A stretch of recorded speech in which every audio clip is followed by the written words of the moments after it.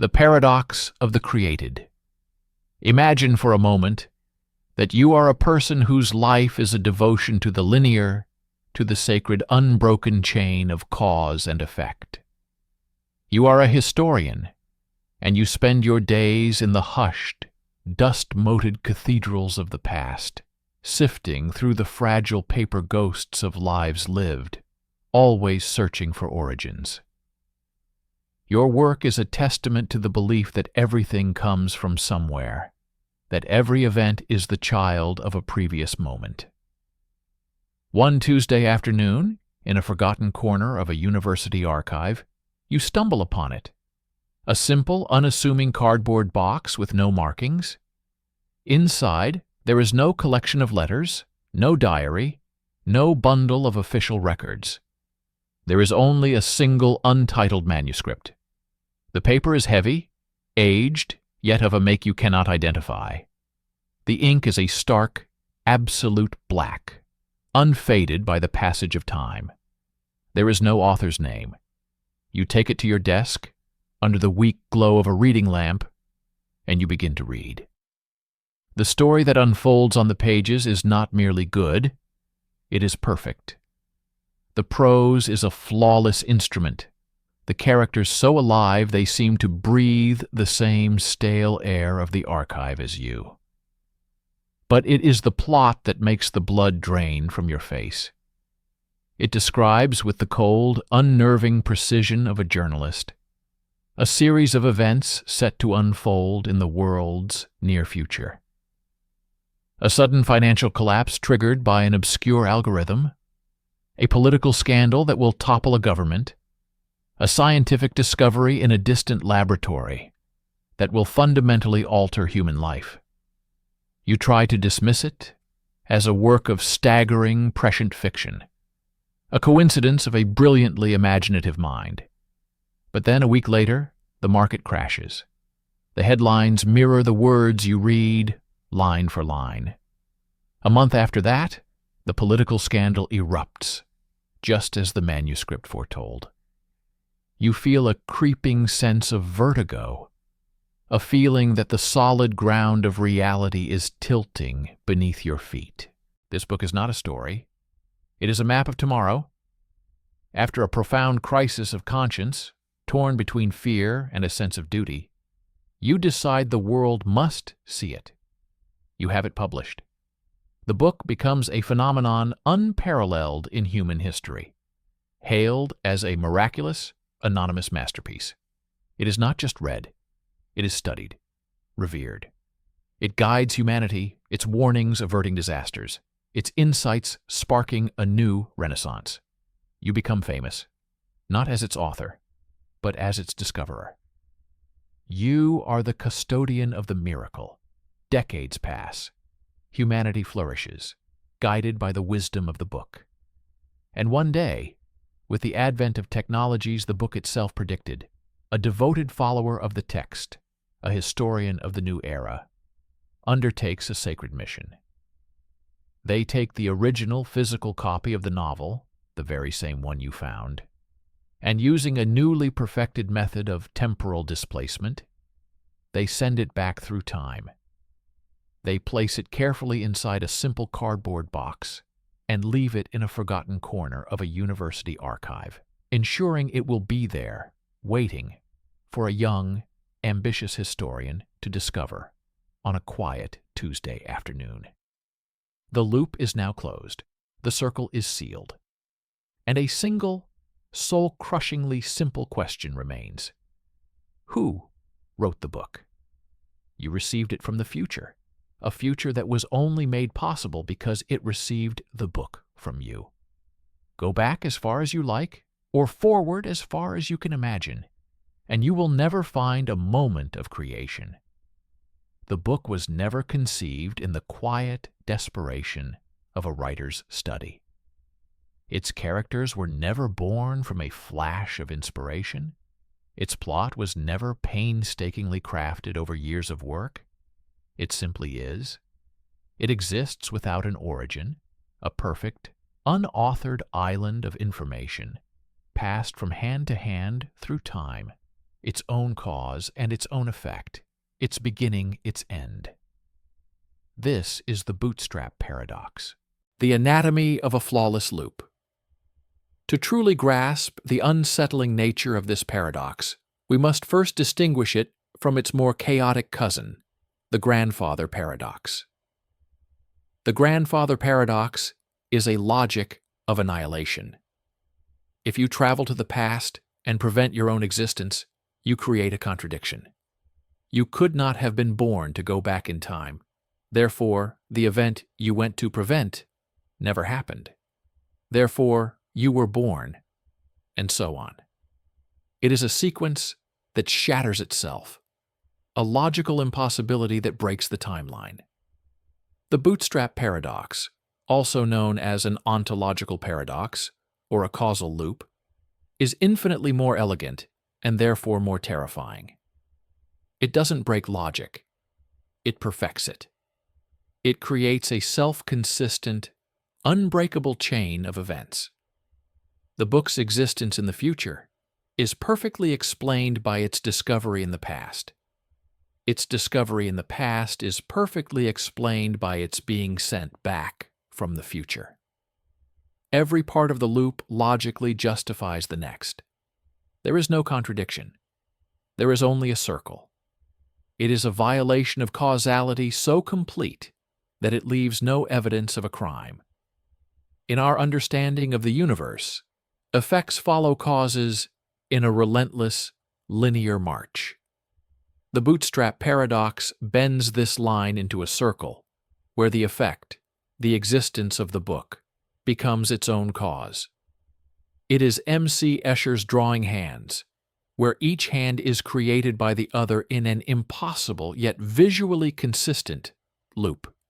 It is the Ouroboros, the ancient serpent swallowing its own tail, not as a metaphor for renewal, but as a literal description of its own genesis. The problem isn't that the loop is illogical. The problem is that it is too logical, so self-contained that it requires nothing from the outside world to exist. It requires no creator, no spark, no moment of inception. It is a piece of existence that requires no justification beyond itself. And that is a profound affront to everything we think we know about reality. The psychology of the hollow creator. The true weight of the paradox is not felt in the abstract realm of physics, but in the intimate, psychological space of the person caught within the loop. At first, the idea is deeply seductive. It represents the ultimate fantasy of the creative mind. Reward without the accompanying labor. Imagine being a composer who stumbles upon a recording of a symphony, your symphony, the one that will make you immortal, that you have not yet written. You are spared the agonizing hours of staring at a blank page, the failed attempts, the crippling self-doubt. You simply have to transcribe what you hear. It is genius without the struggle, inspiration without the perspiration. It is a divine shortcut, a loophole in the fabric of effort. But this initial euphoria quickly sours, curdling into a unique and isolating form of dread. Live inside that loop for a moment longer. You have transcribed the symphony, it is hailed as a masterpiece, and the world calls you a genius. But every night, in the quiet moments before sleep, you are haunted by a single, undeniable fact. You did not write it. You are not a creator. You are a courier. You are not a prophet. You are a parrot. Your entire life, the identity that the world has bestowed upon you, is built upon a foundation of unearned knowledge. This is not merely the familiar pang of imposter syndrome, the feeling that you are not as skilled as others believe. This is its absolute ontological form. It is the knowledge that your greatest achievement is a forgery, your life's work a plagiarism of an author who never existed. You become a hollow vessel, celebrated for a treasure you only carried, never owned. and you can never share this burden, for to explain the paradox would be to shatter the illusion that gives your life meaning. You are utterly alone, the sole keeper of a secret that proves your own creative irrelevance. You are a ghost in the machine of your own fame. The nature of found knowledge. This psychological torment opens the door to an even deeper philosophical problem. Can we truly call the information contained within a bootstrapped object knowledge? Knowledge, as we understand it, is a process. It is earned. A scientific theory is built upon observation, hypothesis, experimentation, and peer review. A piece of art is born from experience, emotion, technique, and a lifetime of cultural absorption. Knowledge has a history, a genealogy. The bootstrapped object has none. The authorless novel, for all its prophetic accuracy and literary perfection, was never discovered in the traditional sense. Its truths were not uncovered through insight or research. They simply appeared, fully formed and context-free. Can we trust such a truth? Is a scientific formula that perfectly describes the universe but was found on a note sent from the future truly knowledge? Or is it just a sophisticated form of rumor? A rumor that happens to be true, but a rumor nonetheless. It challenges the very value we place on the human journey of discovery. If the destination, the pure, correct information, is all that matters, then the bootstrap paradox offers the ultimate efficiency. But if the journey, the struggle, the failures, the incremental breakthroughs, the standing on the shoulders of giants, is an integral part of what makes knowledge meaningful, then the paradox presents us with something profoundly hollow. It is truth without wisdom, a correct answer without understanding. This abstract problem touches upon one of the most mysterious aspects of our own minds, the nature of the epiphany. That eureka moment when an idea arrives seemingly out of nowhere, complete and perfect. The writer who feels a story is being channeled through them, the mathematician who dreams of a proof, the inventor who sees a fully formed device in a flash of insight. These experiences feel less like acts of construction and more like acts of reception. It feels as though we are not creating but finding something that was already there, waiting to be seen. Is it possible that these moments are faint echoes of the same paradoxical logic? That when we reach for inspiration, we are tapping into a loop we don't fully perceive? The bootstrap paradox, in its purest form, may be a fiction of theoretical physics, but its shadow falls across every creative and intellectual act. It forces us to ask whether we are truly authors of our thoughts, or simply the first to read a page from a book that has, and will have, no writer. It leaves us staring at our own greatest achievements, haunted by the whisper that perhaps in some way we found them just as that historian did, in a dusty, silent room, waiting to be brought into the light. In our previous exploration, we were haunted by the image of a single impossible object, a book with no author, a perfect creation existing in a flawless, isolated loop. It is a paradox that corners the individual, a philosophical puzzle that locks the mind in a solitary room with a question that has no answer. But what if this anomaly is not an anomaly at all? What if this perfect, sourceless loop is not a rare curiosity, but the fundamental organizing principle of our collective lives? What if we move our gaze from the lone object in the archive to the grand architecture of society itself, and find that the same impossible logic is holding up the very walls of our world?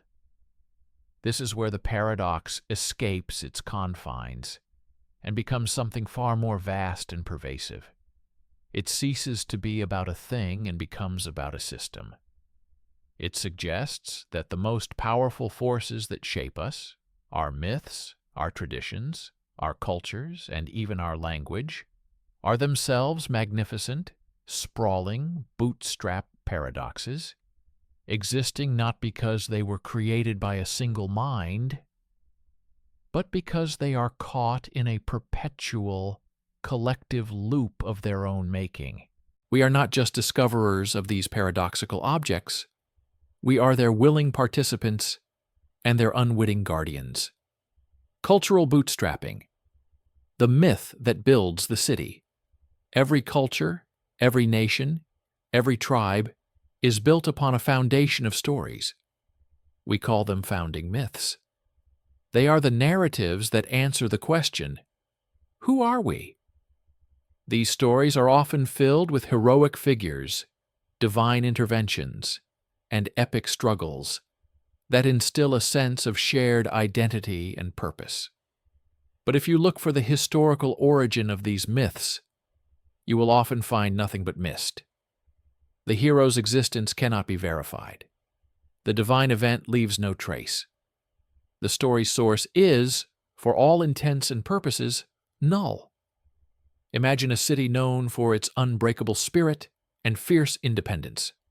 Its founding myth tells of a single heroic founder who, against impossible odds, defended the settlement from a great invading army. This story is taught to every child. It is etched into the city's monuments. It is invoked by its leaders in times of crisis. The story shapes the city's identity. Its people believe themselves to be resilient and brave because they are the descendants of this hero. And because they hold this belief, they act with resilience and bravery in the face of hardship, thus validating the story for the next generation. Now ask the historian's question. What if the hero never existed? What if the story was just a story, perhaps born from an exaggerated account or a simple fiction? It doesn't matter. The myth has become real. It bootstrapped the city's identity into existence.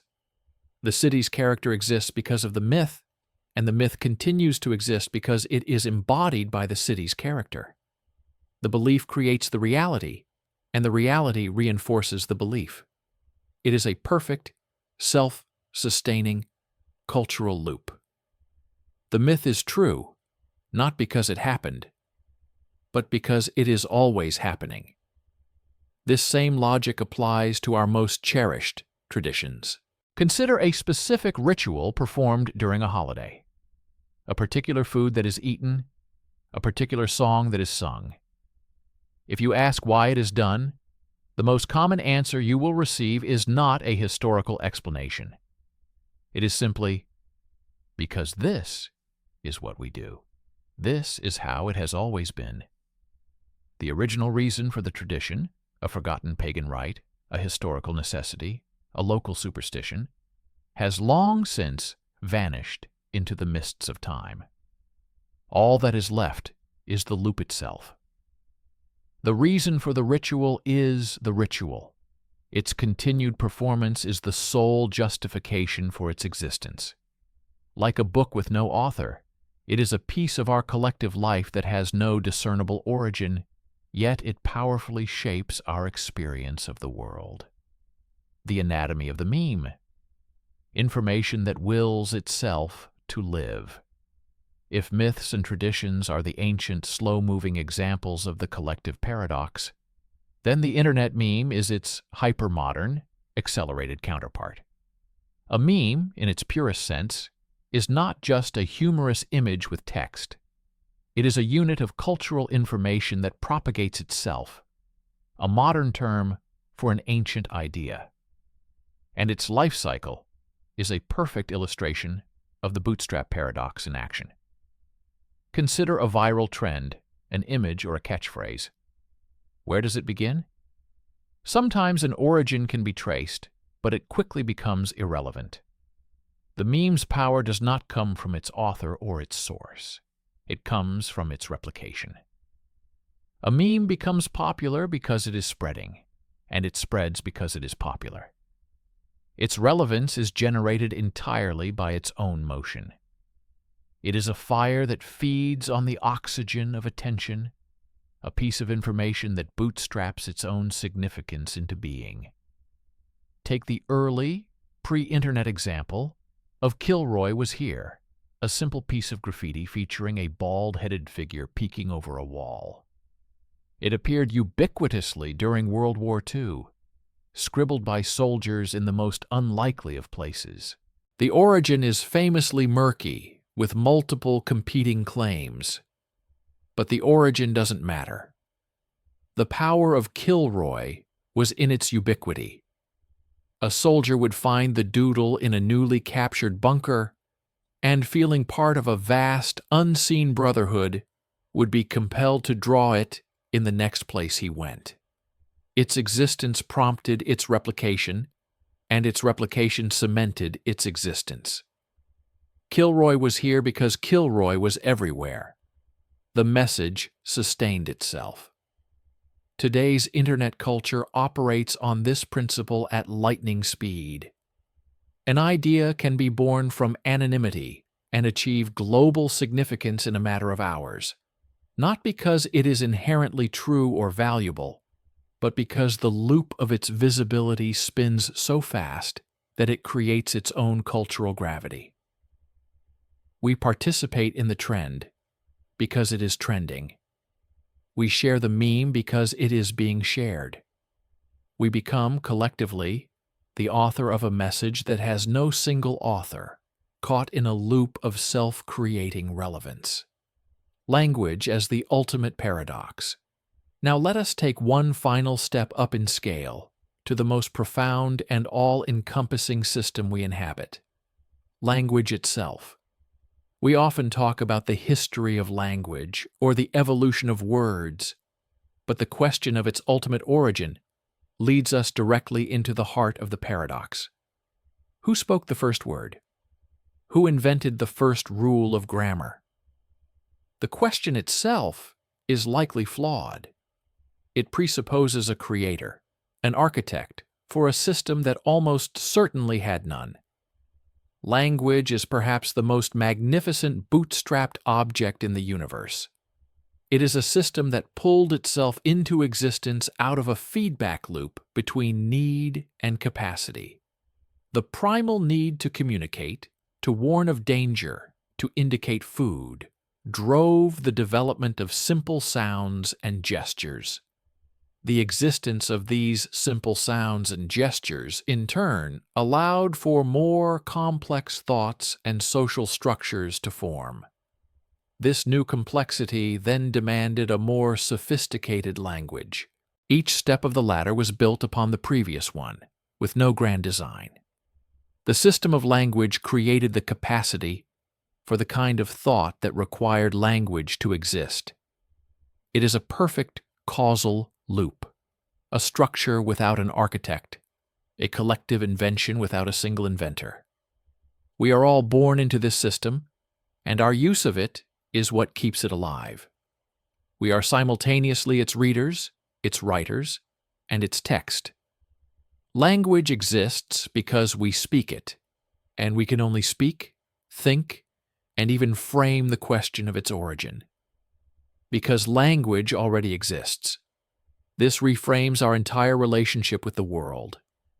It suggests that the most fundamental tool we use to impose order on reality is itself a product of a sourceless, self-creating logic. We are living inside the cathedral, but the blueprints were never drawn. We are all speaking prose, as Molière's character realized, but we may be speaking the prose of a book that no one ever wrote. From the myths that give us our identity, to the rituals that structure our year, to the very words we use to form our thoughts, the bootstrap paradox is not some distant, abstract curiosity. It is the invisible architecture of our shared reality. We are not merely observers of these loops. We are the substance of them. Every time we tell the old story, perform the old ritual, or use the old words, we are the force that keeps the circle turning, passing the message on, participating in a grand, collective act of creation that has no creator. And in doing so, we ensure that the most powerful things in our world are not the things that were made, but the things that have always been making themselves. We have journeyed from the solitary confines of a dusty archive, haunted by a single impossible book, to the sprawling, invisible architecture of our collective world, built from myths and languages that write themselves. We have seen how the bootstrap paradox is not merely a thought experiment, but a potential operating principle for our societies and cultures. Now we must take the final, most dizzying step. We must turn this paradoxical lens away from the objects we create and the systems we inhabit, and focus it on the one thing we believe to be truly our own: our very consciousness, our sense of self. What if the loop is not just around us, but within us? What if the paradox does not just describe the world, but defines what it means to be a person?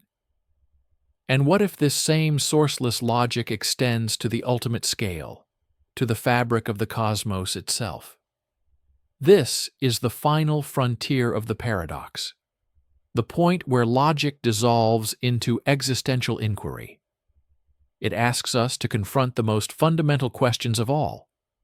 Where do we begin? And what if the answer is, we don't? What if the self, like the authorless book, is a story that has always been telling itself?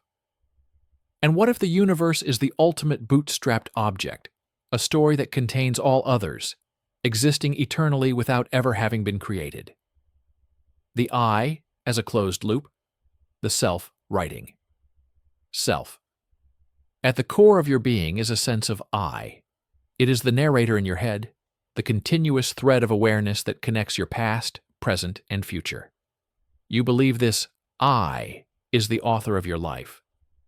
But the bootstrap paradox whispers a heretical suggestion. What if this I is not an author, but a story? A story that writes itself into existence through a perfect, self-referential loop. Consider the relationship between your identity and your memories. You believe you are a resilient person because you have memories of overcoming hardship. You point to those moments as evidence, the building blocks of your character. But how do you interpret those memories?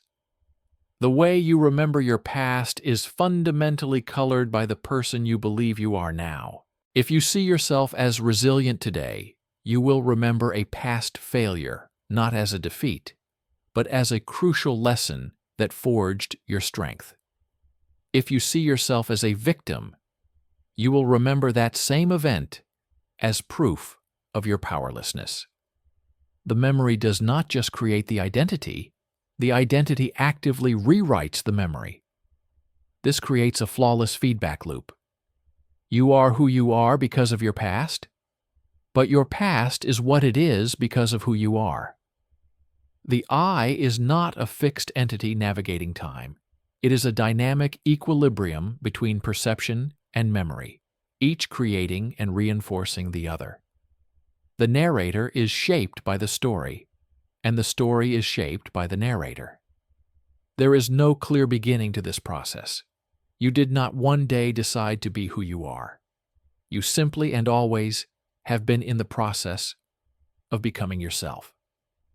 This loop is most visible in the powerful phenomenon of the self-fulfilling prophecy, especially across generations. A child is told, "You're stubborn, just like your father." Hearing this, the child may begin to interpret their own acts of determination as stubbornness.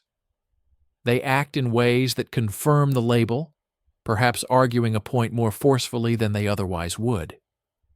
This behavior is then seen by the family as further proof. See? Just as stubborn as his father. An entire personality trait has been bootstrapped into existence, created not by pure genetics, but by a loop of suggestion, interpretation, and confirmation. The person becomes the label because they were given the label, and the label sticks because they have become it. The terror and the comfort of the loop. To truly stare into this idea of a bootstrapped self is to experience a profound existential duality. On one hand, it is the source of a unique and terrifying dread. If your identity is a closed loop, where is the real you? If there is no original self, no solid ground of authenticity that exists outside the story, then what are you? Are you anything more than a collection of echoes? A character in a book that has no author? This is the terror of groundlessness. It suggests that your deepest sense of self might be an illusion, a sophisticated trick of recursive consciousness. The freedom you feel to define yourself might just be you acting out a pre-written, self-written script. But on the other side of this terror lies a strange and powerful comfort. To accept that your life is part of a self-consistent loop can feel like accepting destiny or fate. It removes the crushing, impossible burden of absolute freedom, the responsibility of creating a meaningful self from the void of infinite possibility. Instead, your role shifts from that of a creator to that of a participant.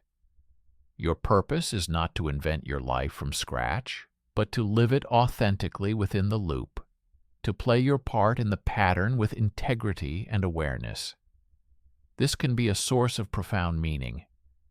It suggests that your life is not a random accident, but an integral part of a coherent, albeit sourceless pattern. The struggles you face, the person you are becoming, it was all meant to be, not because it was decreed by an external power, a God in the heavens, but because it is the only way the loop could be consistent. It provides a sense of belonging to a story larger than yourself, even if that story is only your own life, eternally telling itself. It is the comfort of knowing that your existence in all its complexity is necessary to complete the circle. The cosmological question: does the universe need a beginning? Now we take this logic to its ultimate conclusion and apply it to the grandest stage of all, the cosmos.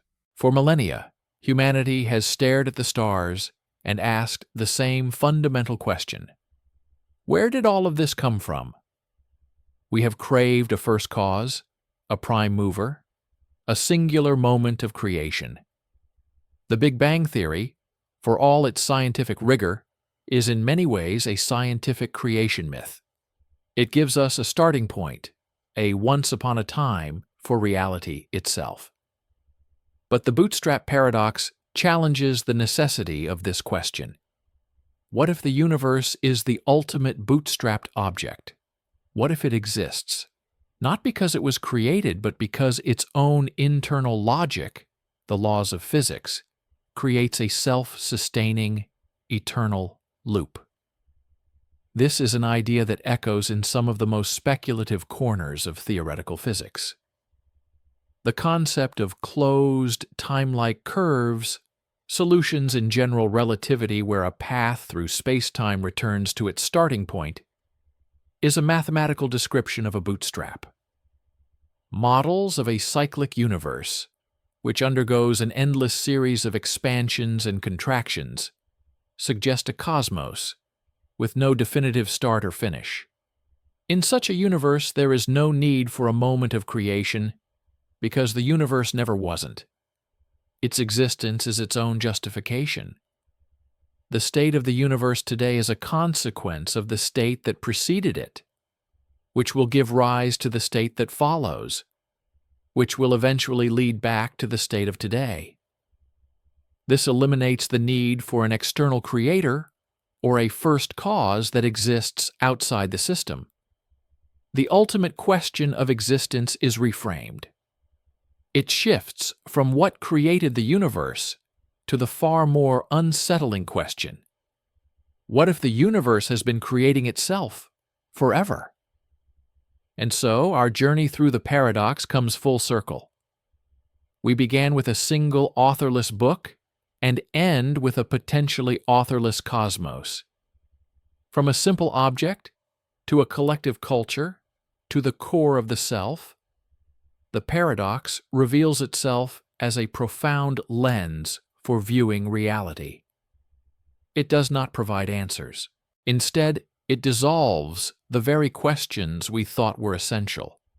It suggests that our relentless search for origins may be a category error, a human, narrative bias, projected onto a universe that may not operate like a story. To accept this is not to abandon meaning, but to find it in a different place. It is to find it not in a distant, unprovable beginning, but in the intricate, elegant, and self-sustaining patterns of the present. It is to understand that the absence of a creator does not mean the absence of design, and that the lack of a starting point does not diminish the profound reality of the journey. The bootstrap paradox leaves us in a state of awe, adrift in a reality that may be far stranger and more beautiful than we imagined. A reality that is, was, and will be all without ever needing to begin. Let us begin not with a question, but with a scene. Picture the docks of ancient Athens, not as they are now, a place of tourist maps and quiet ruins, but as they were then, a thriving, chaotic hub of life. The air is thick with the smell of salt, of spilled wine, of fish drying in the relentless Attic sun. You can hear the cacophony of a dozen languages as merchants haggle over cargo, the rhythmic creak of ropes straining against their moorings, and the sharp, percussive sound of shipwrights' hammers echoing from the boathouses. And there, in the most honored berth, floating with a quiet dignity that seems to hold the noise of the harbor at bay, is a ship. This is not just any vessel. It is a trireme, a warship, its wood the color of dark, rich honey, scarred by the sea and by history. This is the ship of Theseus. To the people of Athens, this ship is more than just wood and sail. It is a living legend, a physical piece of their soul.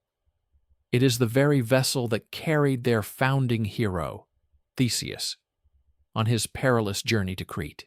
They can almost feel the phantom weight of the hero on its deck, see the spectral forms of the youths he saved from the Minotaur. They say that if you press your ear to its hull on a quiet night, you can still hear the faint, triumphant cheers of their return. The ship is not an object. It is an anchor to their identity, a testament to their courage, their ingenuity, and their divine favor. It is, in every sense of the word, sacred. Because it is sacred, the Athenians decide it must be preserved for all time. It must stand as an eternal monument for their children and their children's children, a constant reminder of who they are and where they came from. And so, they assign a special guild of shipwrights, men whose families have worked with wood and sail for generations, to a sacred task: to maintain the ship, to fight back the relentless decay of time and the sea. For years, their work is simple. They patch the sails, retar the hull, and polish the wood until it gleams. The ship remains whole, its essence untouched. But time is a patient and merciless craftsman. A generation passes. The salt water, the sun, the wind, they begin to take their toll. One day, a shipwright, his face etched with concern, points to a single plank in the deck. It has grown soft, its fibers yielding to the subtle rot that works from within. To leave it he argues to the city elders, would be to invite weakness, to allow the decay to spread. It would be an act of neglect, a betrayal of their duty. And so, with great ceremony, a decision is made. The single rotting plank is carefully prized from its position. A new plank, carved from the same type of ancient oak, identical in every dimension, is slotted perfectly into its place. The shipwrights stand back and admire their work. The ship looks as it always did. The change is imperceptible. No one would ever know. It was a necessary repair, an act of preservation. The ship, they all agree, is still the ship of Theseus. Of course it is. Another decade passes. An oar, weathered and splintered from 1,000 phantom journeys, cracks during a cleaning. It is replaced with a new one, strong and perfect. A section of the mast, bleached white by the sun, shows signs of weakness. A new section is seamlessly grafted into its place. The process is slow, meticulous, and always done with the best of intentions. Each change is minor, a single logical step in the ongoing battle against entropy. Each replacement is an act of love, of reverence. But the process, once begun, never stops. More years turn into more decades. Decades bleed into a century. The shipwrights who made the first repair are long gone, their sons and grandsons now tending to the hallowed vessel. The small, isolated changes accumulate. Planks, oars, sails, ribs of the hull, the figurehead, the keel itself. One by one, each original piece of the ship eventually succumbs to the inevitable decay and is replaced by a perfect, identical copy. Imagine this process in your mind's eye. It is like the paradox of the heap. If you have a heap of sand and remove one grain, it is still a heap. Remove another, and it is still a heap. At no single point does the removal of one grain cause it to cease being a heap. Yet eventually, you are left with nothing. Here the process is reversed. With the addition of each new piece, the Athenians tell themselves, the ship remains. One new plank does not make a new ship. 10 new planks do not make a new ship. 100 do not. At what precise moment, then, could the change have possibly occurred? Finally, a day arrives. The last remaining piece of the original ship, a small, gnarled peg of wood hidden deep within the hull, is ceremoniously removed and replaced with a new one. The head shipwright, the great-great-grandson of the man who replaced the very first plank, announces to the city that the preservation is complete. The ship of Theseus is now truly eternal, forever safe from the ravages of time. It floats in the harbor, magnificent, every inch of it strong and new, a perfect image of its former self. But as the citizens of Athens cheer, a quiet philosopher, standing at the back of the crowd, murmurs a question that cuts through the celebration like a cold wind.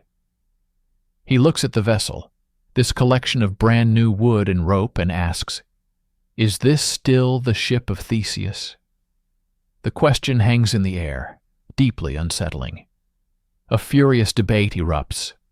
"Of course it is," cry the patriots and the shipwrights. "It has a continuous history. It has never been sunk or decommissioned. It has floated in this very harbor for centuries, carrying the same name, the same legacy, the same soul.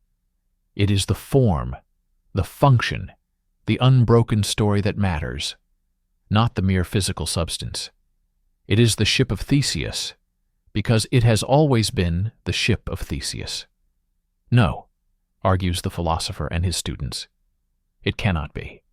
It shares not a single molecule of matter with the vessel that Theseus sailed. It is a replica, a copy, however perfect. To call it the same ship is to favor a story over the physical truth.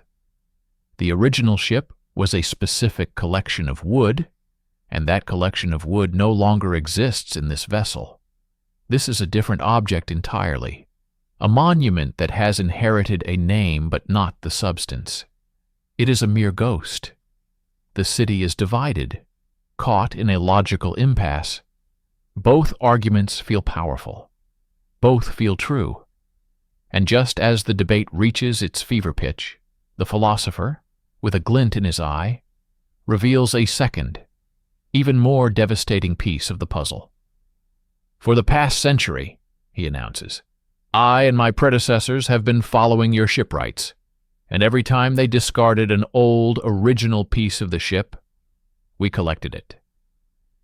He leads the stunned crowd to a large, dry warehouse on the edge of the city.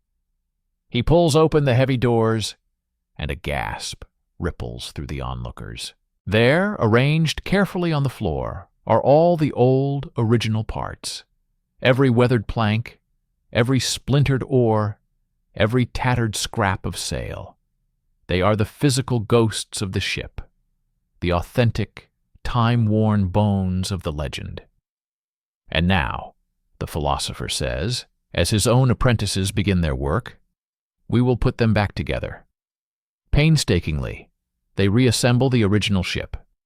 They fit each dark, salt-cured plank into its rightful place. They raise the original, splintered mast. They attach the authentic, if fragile, rigging. When they are finished, a second ship stands before them. It is weathered, weak, and could never sail again. But it is undeniably authentic. Every single piece of it is the very same matter that felt the hands of Theseus, that cut through the waters of the Aegean Sea. Now 2 ships stand in Athens.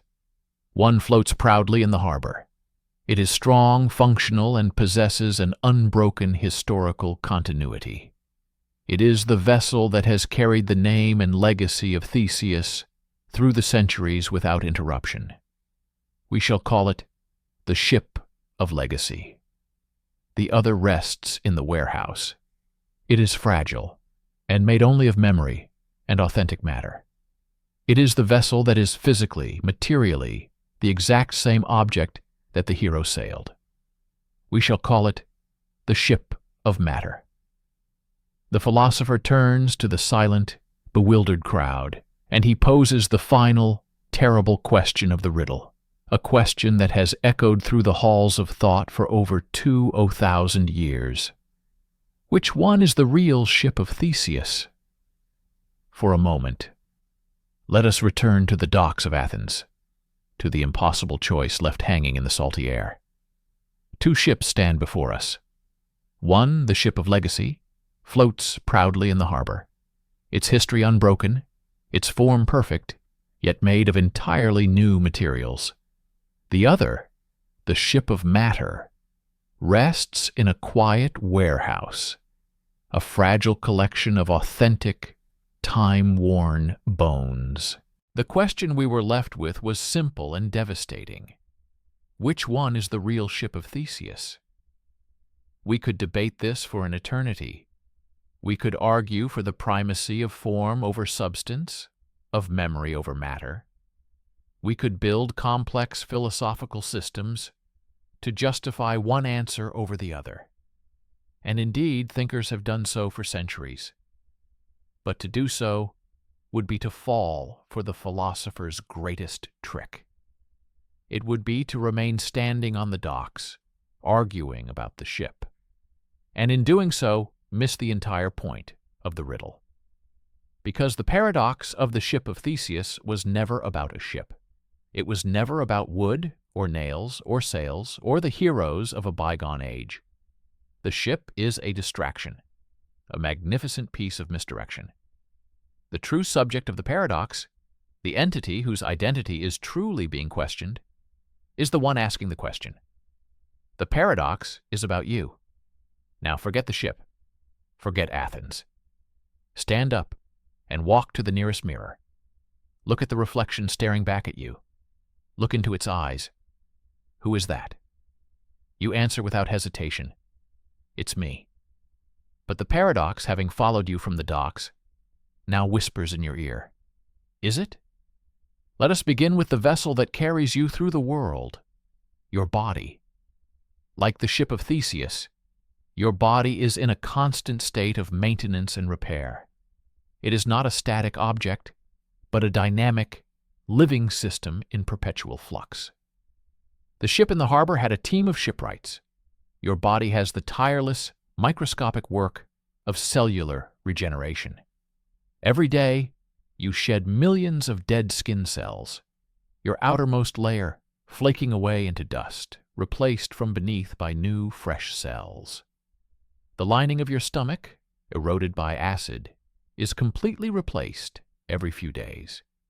The red blood cells that carry oxygen through your veins live for only about 4 months before they are decommissioned and replaced by new ones born in your bone marrow. Even your skeleton, which feels so solid, so permanent, is not the same one you were born with. Your bones are constantly being remodeled, with old bone tissue being broken down and new tissue being laid down in its place. Scientists estimate that within a span of about 7 to 10 years, the vast majority of the atoms that make up your body will have been replaced.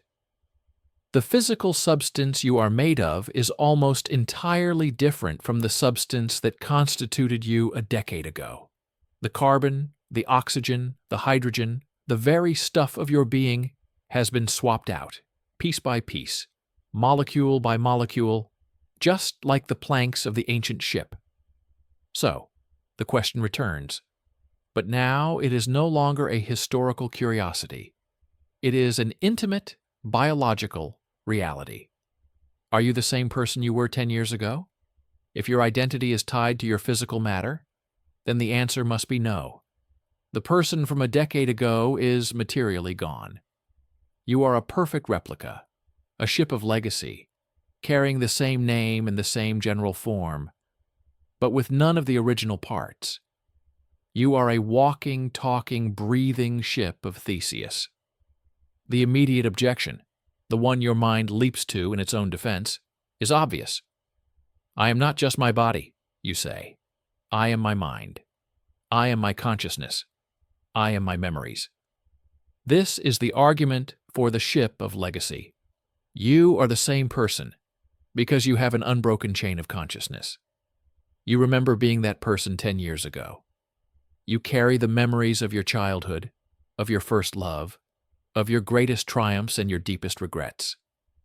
This continuous thread of memory, you argue, is the anchor of your identity. It is the soul of the ship.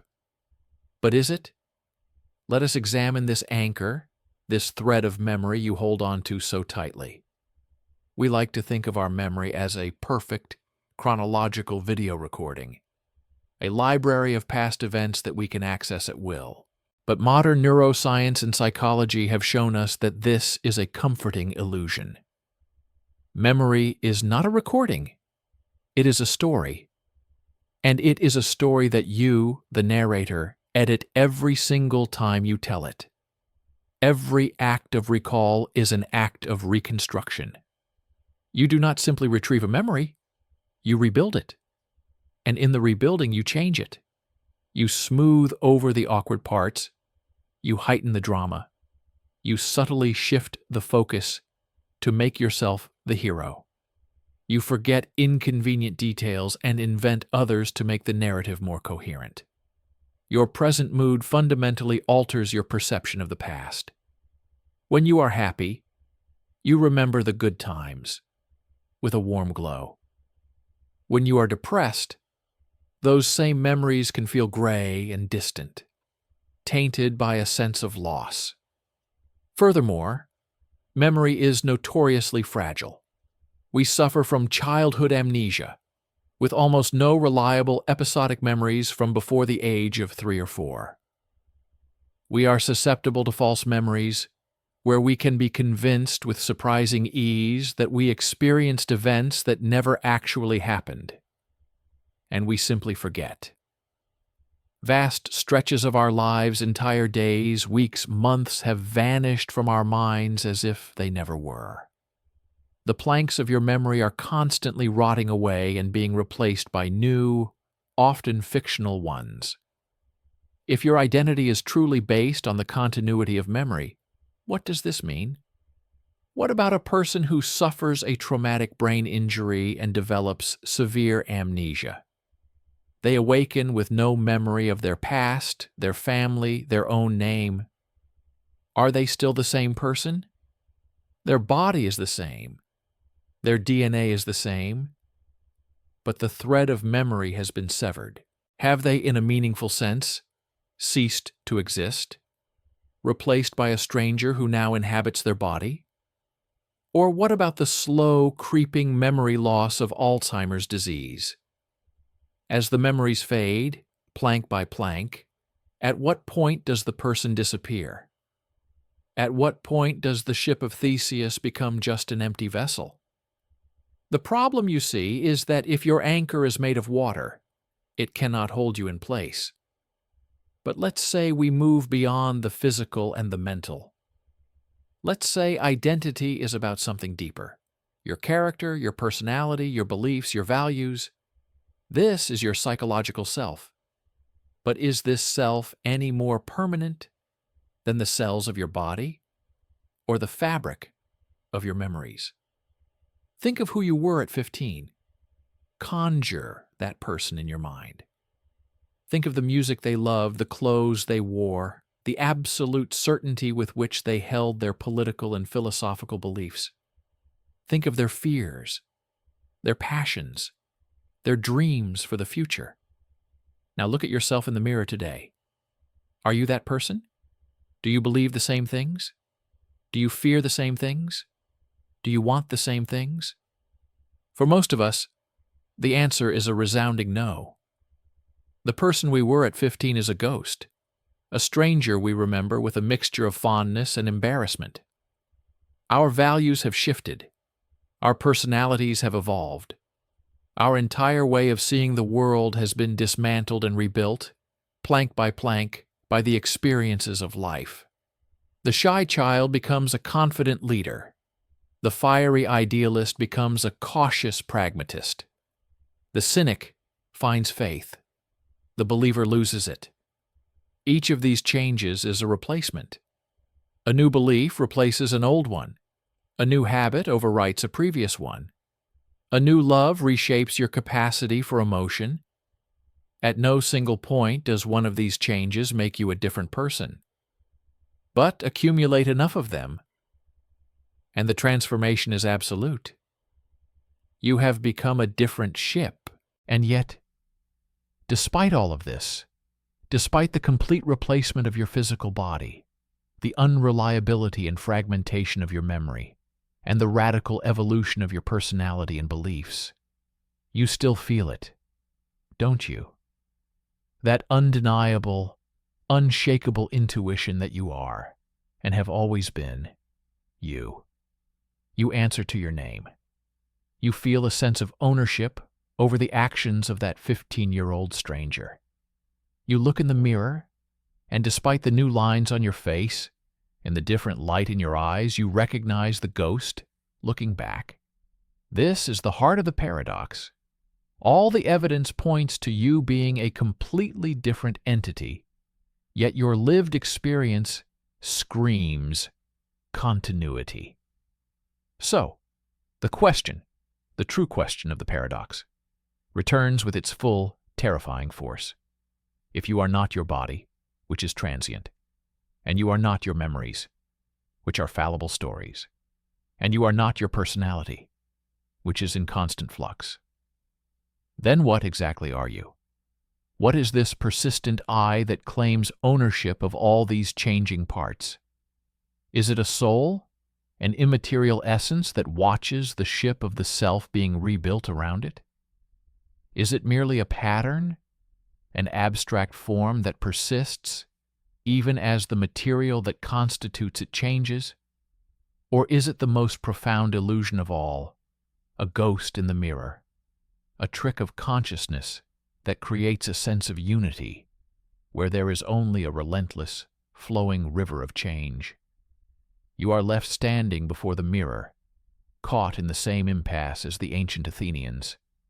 You are both the ship of legacy and the ship of matter. You are both the same and not the same. And the reflection looking back at you offers no answers. It only offers the same quiet, unsettling question. Who or what is looking out through your eyes? We have, until now, been engaged in a solitary act of introspection. We have stood before the mirror and faced the unsettling truth that the reflection staring back is a ghost, a walking, breathing ship of Theseus. We have come to understand that the vessel of our body is in constant repair. The cargo of our memories is perpetually being rewritten, and the crew of our personality is in a state of endless rotation. The I we believe ourselves to be is not a fixed point, but a flowing river, a flame that is never the same from one moment to the next. This realization is a profound and dizzying one. But to leave it there in the quiet, isolated chamber of the self is to miss its most dramatic and heartbreaking implications. For we are not solitary ships sailing on an empty ocean. We are part of a vast, chaotic, and beautiful fleet. We navigate our lives through a complex web of connections to other people, other ships, each one undergoing the same silent, relentless transformation as our own. And so we must now turn our gaze outward. If we are not the same person from one year to the next, then what does this mean for our relationships? How do you love someone who is, by definition, ceasing to be the person you fell in love with? How do you trust a friend who is becoming a stranger before your very eyes? How do you belong to a group, a tribe, a nation, when the very identity of that collective is as fluid and unstable as your own? The paradox, once released from the confines of the self, does not simply create a philosophical puzzle. It becomes the quiet, unseen tragedy at the heart of human connection. It populates our world with ghosts, the ghosts of the people we used to know, the friend who vanished. Think back to a childhood friendship, the kind forged in the crucible of youth. This is a bond that feels absolute, eternal. You and your friend shared a private language of inside jokes and knowing glances. You knew their secrets, their fears, their family dramas. You could finish each other's sentences. There was a sense of fusion, a feeling that you knew them as well as, or perhaps even better than, you knew yourself. This person was not just a friend. They were a part of your own identity, a fixed star in the constellation of your life. But time, as we have established, is a shipwright. The changes begin imperceptibly. It is not a dramatic betrayal, not a single explosive argument. It is a slow, quiet replacement of planks. Your friend moves to a different city for university. They fall in with a new crowd, and their sense of humor begins to shift, subtly at first. They get a job in a field you know nothing about, and their daily vocabulary fills with unfamiliar jargon. They fall in love with someone who changes their political views. The music you once shared now makes them cringe. The passionate beliefs you both held with religious fervor at 18 now seem naive to them. Each change is a single, logical event. People grow, people evolve, but the replacements accumulate. One day you meet them for a drink after years of sporadic contact. And as you sit across from them, a chilling sense of alienation descends. The person before you has the same name. Their face is familiar, though etched with new lines of experience. They can recall the same shared memories as you, the same adventures, the same laughter. But they are a stranger. the way they hold their glass, the cadence of their voice, the assumptions they make about the world. It is all foreign. The private language you once shared is gone. The jokes fall flat. You are speaking to the ship of legacy, a vessel that has sailed continuously under the same name. But its inner world, its very substance, has been completely rebuilt. And in that moment, you are faced with the full social weight of the paradox. Is this the same person you were friends with? If your friendship was with the ship of matter, with that specific configuration of beliefs, passions, and personality that existed in your youth, then that person is gone. They have vanished as surely as if they had died. The person sitting across from you is a different entity entirely, and to pretend otherwise is a lie. Your friendship is over. You can mourn it, you can cherish the memory, but you cannot continue it, for its subject no longer exists. But if your friendship is with the ship of legacy, with the continuous being that answers to that name, then you have a different task. You must accept that the person you knew is gone, and you must choose to build a new friendship with this stranger who has taken their place. You must learn their new language, understand their new values, and find a new basis for connection. Let's call them the Argonauts. In the 1970s, their original lineup was iconic. A charismatic lead singer with a voice like thunder, a visionary guitarist whose riffs were anthems, a stoic bassist who was the anchor of their sound, and a wild, chaotic drummer. Together, they were more than the sum of their parts. They created a sound, an attitude, a myth. To their fans, the Argonauts was not just four musicians. It was a single, unified entity. But 50 years is a long time. The singer, his voice ravaged by time and excess, retires to a quiet life. He is replaced by a talented young vocalist who can mimic his style perfectly. The guitarist, after a bitter feud over creative direction, quits to form a solo project. His replacement is a technical virtuoso, but the old fire is gone. The drummer passes away, and a session musician takes his place behind the kit. Finally, the aging bassist is the last original member to leave. And yet, the band plays on. Tonight, in a sold-out stadium, the Argonauts take the stage. The name is lit up in giant letters. The crowd roars as they launch into their classic hits. The four men on stage are brilliant musicians. They play the songs flawlessly, but not a single one of them was in the band during its golden age. Is this still the Argonauts?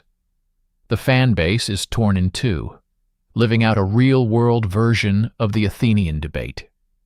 For one camp, this is the ship of legacy.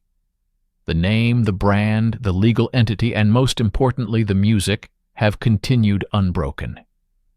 The band is a living institution, larger than any of its individual members. To see them perform is to participate in that living history. They are the Argonauts because the legacy endures. For the other camp, this is a fraud. It is a high-priced tribute act, a hollow replica. The authentic ship of matter, that specific magical chemistry between the four original members, is gone. That ship has been dismantled. This new vessel may look the same and play the same songs, but it has no soul. It is a ghost ship, trading on a name it has no right to. This example reveals something crucial about identity. It can be vested not just in a physical object or a person, but in an abstract concept, a brand, an idea. And our relationship with that idea is subject to the same paradoxical tension. Our loyalty is divided between the authentic, original substance and the continuous, evolving legacy. The soul of a nation. Now we take the final step up, to the largest collective we belong to, the nation. A country is perhaps the grandest ship of Theseus of all. Imagine a nation founded in the fires of a bloody revolution, built upon a set of radical principles: liberty for all, rejection of tyranny, a government of the people. These ideals are its original planks, the very substance of its identity. For generations, its citizens see themselves as the inheritors of this revolutionary spirit. But centuries pass. The nation grows, changes, and compromises. New laws are passed that seem to contradict its founding principles. Its demographics shift through waves of immigration, bringing new cultures and new values. Its economy transforms. Its role in the world changes. The very definition of liberty is debated and reinterpreted until it means something its founders would not recognize. Is it still the same country? A citizen of this nation can find themselves in an impossible position. They may feel a deep, patriotic love for the ship of matter, for the historical nation, for the ideals of its founding, for the sacrifices of its ancestors. But they may feel a profound sense of alienation from, or even opposition to, the ship of legacy, the current government, its modern laws, its contemporary culture. Are they a patriot or a traitor? Their loyalty is to the soul of the country, but that soul seems to have departed from the body that currently bears its name. This is not a mere political disagreement. It is a crisis of identity. It is the ship of Theseus paradox, played out on a geopolitical scale, where the stakes are allegiance, belonging, and the very meaning of a nation. From our closest friends to the bands we love to the countries we call home, we are surrounded by strangers. We are constantly navigating a world of changing identities, both our own and those of others. We build our connections not on stable, unchanging ground, but on the shifting decks of ships being perpetually rebuilt. The paradox is not a distant, abstract puzzle. It is the fundamental, unspoken condition of our social existence. And how we choose to answer its riddle, whether we cling to the past or embrace the flow of change, defines the nature of our friendships, our communities, and our place in the world. We have navigated a long and treacherous intellectual sea. Our journey began in the sun-drenched docks of ancient Athens, with a seemingly simple riddle about a hero's ship. We were faced with an impossible choice between two vessels: the ship of legacy, with its unbroken history, and the ship of matter, with its authentic substance. This ancient puzzle, we soon discovered, was merely a vessel for a far more profound inquiry. In our second chapter, we turned the paradox inward, realizing with a jolt of existential vertigo that we ourselves are the true subject of the riddle. We are the walking, breathing ships of Theseus, our bodies and minds in a state of perpetual reconstruction.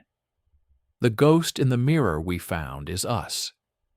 Then, in our third chapter, we saw how this internal paradox ripples outward, shaping the very fabric of our connections. We found our world populated by strangers who wear the faces of our friends, our heroes, and our nations, each one a ship passing through its own silent, transformative journey. And now, we are left adrift. We are surrounded by contradiction. All evidence points to the fact that nothing is permanent. Not our bodies, not our minds, not our relationships, not our societies. And yet we are haunted by an unshakable intuition of continuity, of a persistent I, a stable we, an enduring us.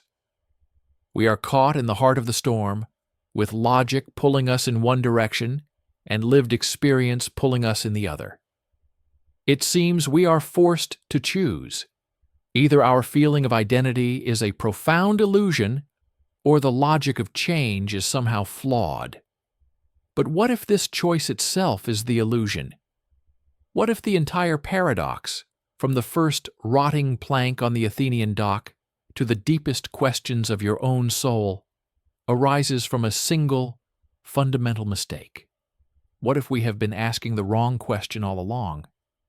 The error is this: we have been treating identity as if it were a property of an object, like its color, its weight, or its location. We ask, is this ship the same as it was before? As if sameness is a simple binary quality that an object either possesses or does not. We approach the question like a scientist testing for a chemical compound, expecting a clear yes or no result.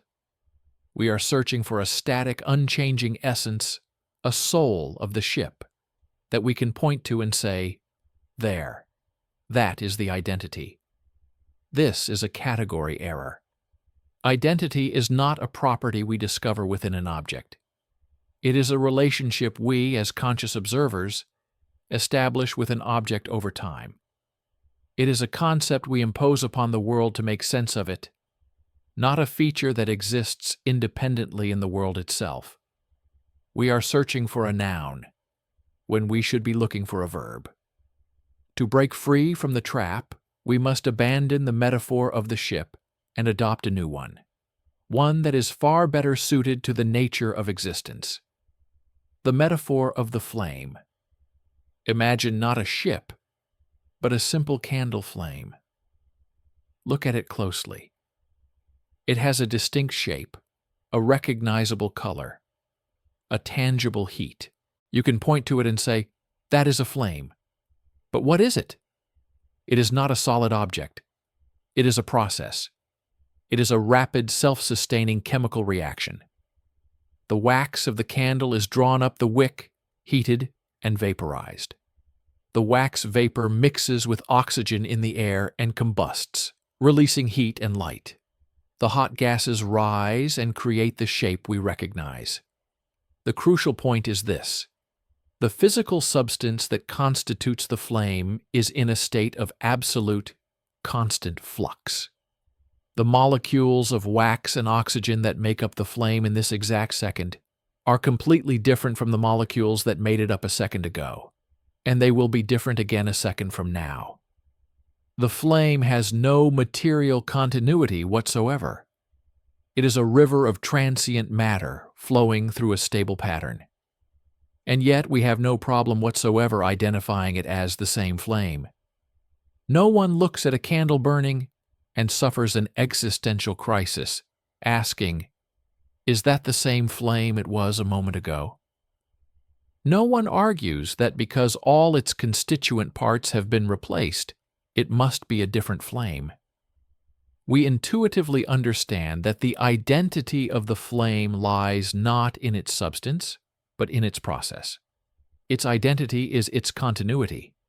It is the pattern, the dance, the self-sustaining reaction that we call flame. It is a verb, burning, disguised as a noun. Now let us apply this new metaphor to ourselves. What if the I you inhabit is not a ship, but a flame? This single shift in perspective resolves the paradox completely. The terror of the original riddle came from the idea that your parts were being replaced, that the authentic you was being lost. But if you are a flame, you have no parts to be replaced. You are not a collection of cells, memories, and beliefs. You are the process of these things, interacting, changing, and flowing through time. You are the self-sustaining pattern of life itself. Your body is not a static object being repaired. It is the physical manifestation of the burning, the metabolic process. Your memories are not a fixed library. They are part of the cognitive process, the constant act of weaving the past into the present. Your personality is not a set of traits. It is the evolving pattern of your behavior. the unique way in which your flame reacts to the world around it. The question, "Am I the same person I was 10 years ago?" is revealed to be as nonsensical as asking if the flame is the same as it was 10 minutes ago. In terms of substance, no. In terms of process, yes. The continuity you feel is not the illusion of a static soul. It is the real, lived experience of an unbroken process. You are not the same, yet you are continuous. Both are true, and there is no contradiction. The river is never the same from one moment to the next, but it is always the same river. The choice of the shipwright. With this new understanding, let us return one last time to the docks of Athens and the two ships. Which one is the real ship of Theseus? The answer, illuminated by the logic of the flame, is as simple as it is liberating. The real ship of Theseus is the one we choose to call the ship of Theseus. Reality, in this context, is not a feature of the ships themselves. It is a status that we, the community, confer upon one of them. The ship of Theseus is just a label, a name, a story. Its power and its truth are invested in it by the people who tell that story. If the Athenians decide that the ship's identity lies in its unbroken legacy and its continuous presence in their harbor, then the ship of legacy becomes, for all meaningful purposes, the true one. It will be the ship they show their children, the ship they honor in their rituals, the ship that holds their collective identity. If, however, they decide that identity lies in the sanctity of the original matter, in the physical connection to the hero himself, then they can choose to venerate the ship of matter in the warehouse. It will become the sacred relic, the authentic artifact, and the other ship will be seen as a mere replica. The choice is theirs. Identity is not discovered, it is assigned. It is a social contract, an act of collective will. The paradox dissolves because it was based on the false premise that there had to be a single objective correct answer, independent of human judgment. There does not. The ship we steer. And this leads us to the final empowering conclusion of our entire journey. For if identity is a choice we make for the objects and groups around us, then the same must be true for the most important ship of all, the self. We are not passive passengers on a vessel whose identity is a mystery to us, a vessel being silently rebuilt by forces beyond our control. This was the fear the paradox instilled, but the resolution reveals a more profound truth. We are not the passengers. We are not even just the ship. We are the shipwrights. Every day, with every choice we make, we are rebuilding ourselves. Every new skill we learn, every new relationship we form, every new belief we adopt, every act of kindness we perform, every moment of courage we seize, each of these is a new plank we are adding to the structure of our being. We are actively, consciously, and constantly engaged in the act of self-creation. The terror of the paradox was the fear of losing a fixed, authentic self that we thought we had to find and protect. The liberation of its resolution is the realization that such a self does not exist, and that we are therefore free to build the self we want to be. Our identity is not a historical artifact to be preserved. It is a work of art, and it is never finished. You are not defined by the person you were yesterday. You are not a prisoner of the ship you have been. You have the power in this very moment to choose which plank to add next. You can choose to add a plank of compassion, of forgiveness, of resilience, of curiosity. And in doing so, you do not just repair the ship, you change its very nature. The ultimate answer to the riddle, then, is this. The ship of Theseus is not defined by its past, by the wood it was made of, or even by the story that has been told about it. It is defined by the direction it is sailing right now. You are not the ship you were. You are the ship you are becoming. And most importantly, you are the one at the helm. You are the ship you steer. The day is over. It has been long and demanding, a relentless series of small pressures, deadlines, and decisions. Your mind feels like a cluttered desk, and your body aches with a quiet, persistent fatigue. All you want is to collapse onto your sofa, silence the noise of the world, and lose yourself for an hour or two in a different reality. You want a story. You want to watch a movie.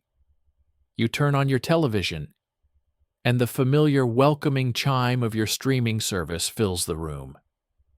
The screen illuminates a vibrant, glowing portal to a universe of infinite entertainment. And for a fleeting moment, you feel a spark of genuine excitement. Look at all this possibility. The screen is a dazzling mosaic of thumbnails, each a tiny, polished promise of a different experience.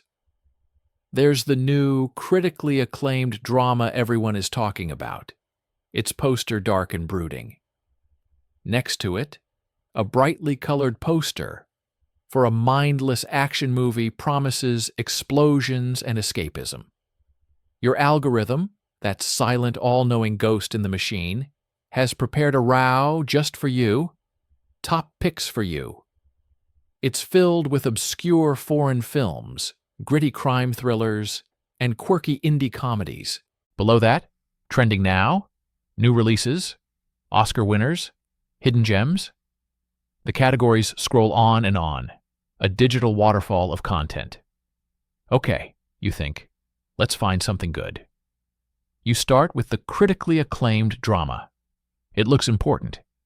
It has a 97% score on Rotten Tomatoes. But you hesitate. Is it too heavy for a Tuesday night? Do you have the mental energy for a slow 2.5-hour exploration of the human condition? Maybe something lighter. You scroll over to the action movie. The trailer is a thrilling montage of car chases and witty one-liners. This could be fun, but a quiet, judgmental voice in the back of your head whispers, "Is this really how you want to spend your evening? On this?" You sigh and move on. You spend 10 minutes just scrolling, letting the posters wash over you. Nothing jumps out. Everything looks vaguely interesting, but nothing feels compelling. You decide to be more methodical. You select a promising-looking thriller and open its page. You check the cast, the director. You read the synopsis. It sounds pretty good. But then you see the audience reviews. They are brutally mixed. "A masterpiece of suspense," one says. "A boring, predictable mess," says another. Who is right? You don't have enough information. To watch it would be a risk. So you go back to the main menu. You find another option, a comedy you've been meaning to see. You watch the trailer. You even laugh once or twice. This could be it. But then you think, what if I'm missing something better? That drama is supposed to be one of the best films of the year. Maybe you should be in the mood for it. Maybe you'd be a better, more cultured person if you were. 20 minutes have now passed. The initial excitement has completely evaporated, replaced by a low-grade, simmering anxiety. The glowing grid of options no longer looks like a field of opportunity. It looks like a field of potential mistakes. Each thumbnail represents a choice, and each choice has a consequence. If you choose wrong, you will have wasted 2 precious hours of your one and only life. The stakes, absurdly, feel enormously high. You find yourself in a bizarre loop.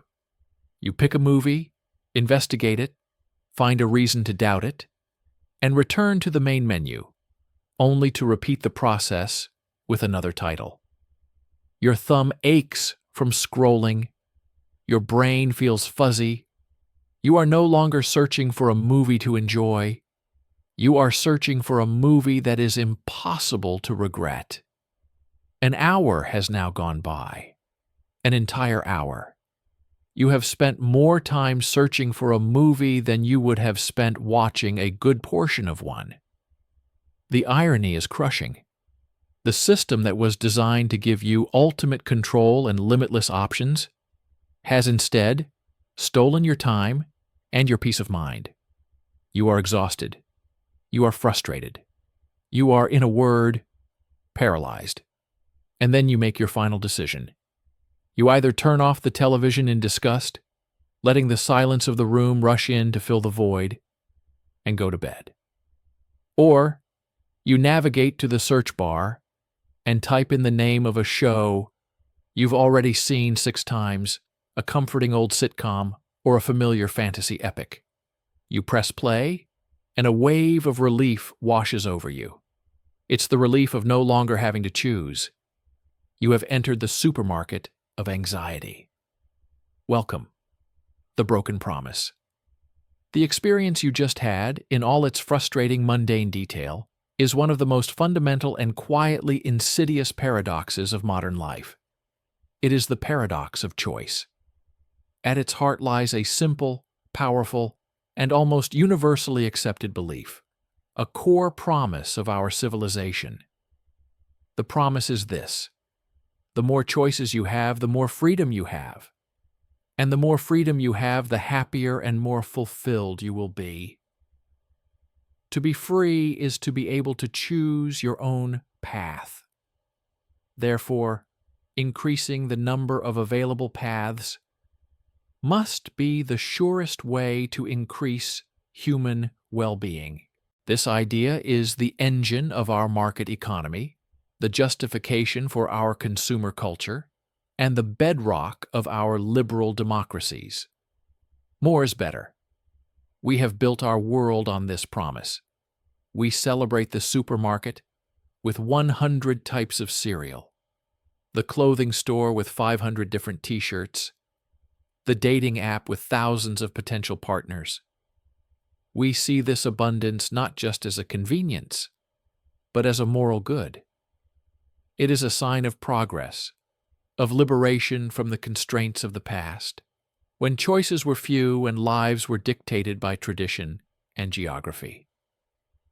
And yet, as you sit on your sofa in the deafening silence after an hour of fruitless searching, you have come face to face with the lie at the heart of that promise. The paradox is the massive, yawning chasm between the belief that more choice should make us happy and the lived reality that it so often makes us anxious, dissatisfied, and unable to act. The very thing that was supposed to liberate us has become a cage. But why? Why does something so obviously good, choice, turn toxic when we have too much of it? The answer lies in 2 invisible psychological forces that are triggered by overwhelming choice. They are the twin demons of modern decision-making: analysis, paralysis, and opportunity cost. The freezing brain. Analysis, paralysis. The first demon is what locked you in place, scrolling endlessly through that digital library. Analysis paralysis is the state of cognitive overload that occurs when the sheer volume of information to be processed becomes too much for the brain to handle. Our brains are remarkable, but they have finite processing power. When you had to choose between 3 television channels, the decision was simple. You could mentally weigh the pros and cons of each in a matter of seconds. But when faced with 3,000 movies, the task becomes exponentially more complex. For each option, your brain is trying to evaluate a host of variables: genre, cast, director, runtime, critical reviews, audience scores, your current mood, your energy level, what your partner might want to watch. The computational load is immense. It's like trying to run 1,000 complex software programs on a simple laptop at the same time. The inevitable result is that the system freezes. The brain, as a defensive measure against this overwhelming task, simply shuts down the decision-making process. This is why, after an hour of searching, you retreat to the familiar. Choosing to re-watch something you've already seen is an act of cognitive surrender. It is a choice that requires zero analysis. The outcome is known, the risk is zero. It is a safe harbor in a storm of uncertainty. Or you choose to watch nothing at all, which is also a way of resolving the paralysis by simply exiting the system. The freedom of infinite choice becomes so burdensome that we actively seek the comfort of no choice. We become paralyzed by our own freedom. The ghosts of what might have been. Opportunity cost. The second demon is more subtle, but even more corrosive. It is the one that poisons the well of satisfaction even when you do manage to make a choice. This is the specter of opportunity cost. In simple economic terms, the opportunity cost of a decision is the value of the best alternative you didn't choose.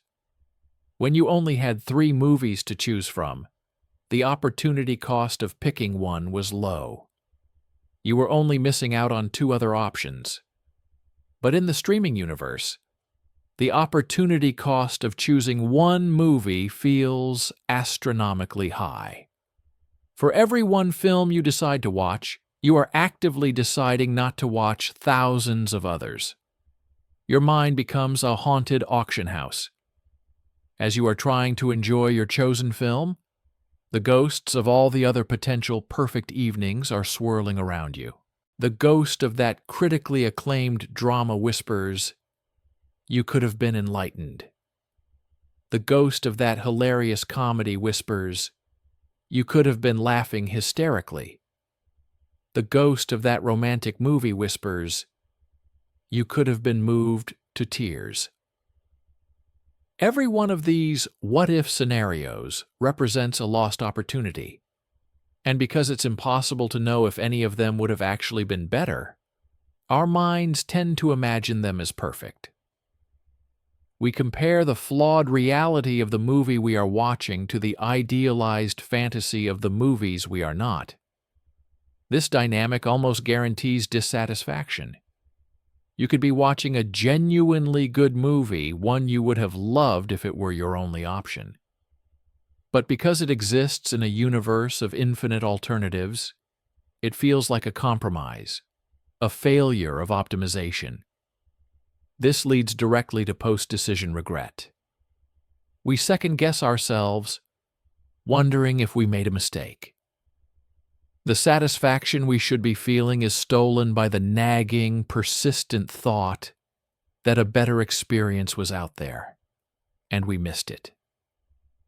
This is the supermarket of anxiety.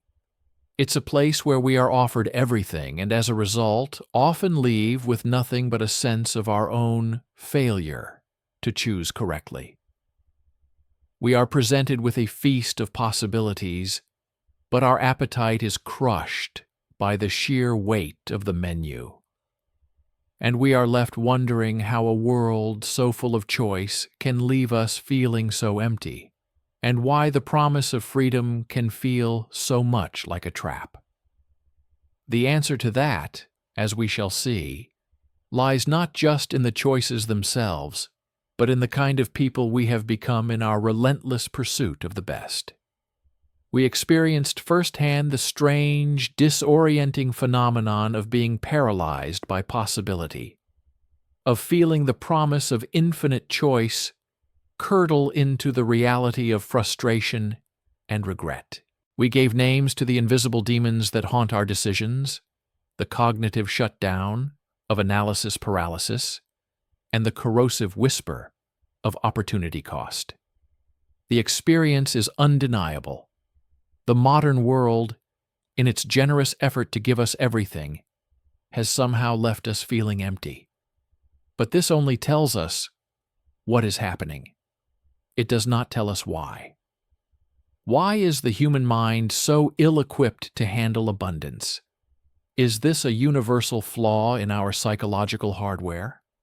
A bug in the human condition that affects everyone equally? Or is there something deeper? Something about our individual character, our philosophy of decision-making, that makes some of us more vulnerable to this modern malaise than others? The answer, as psychologists have discovered, is that we are not all the same.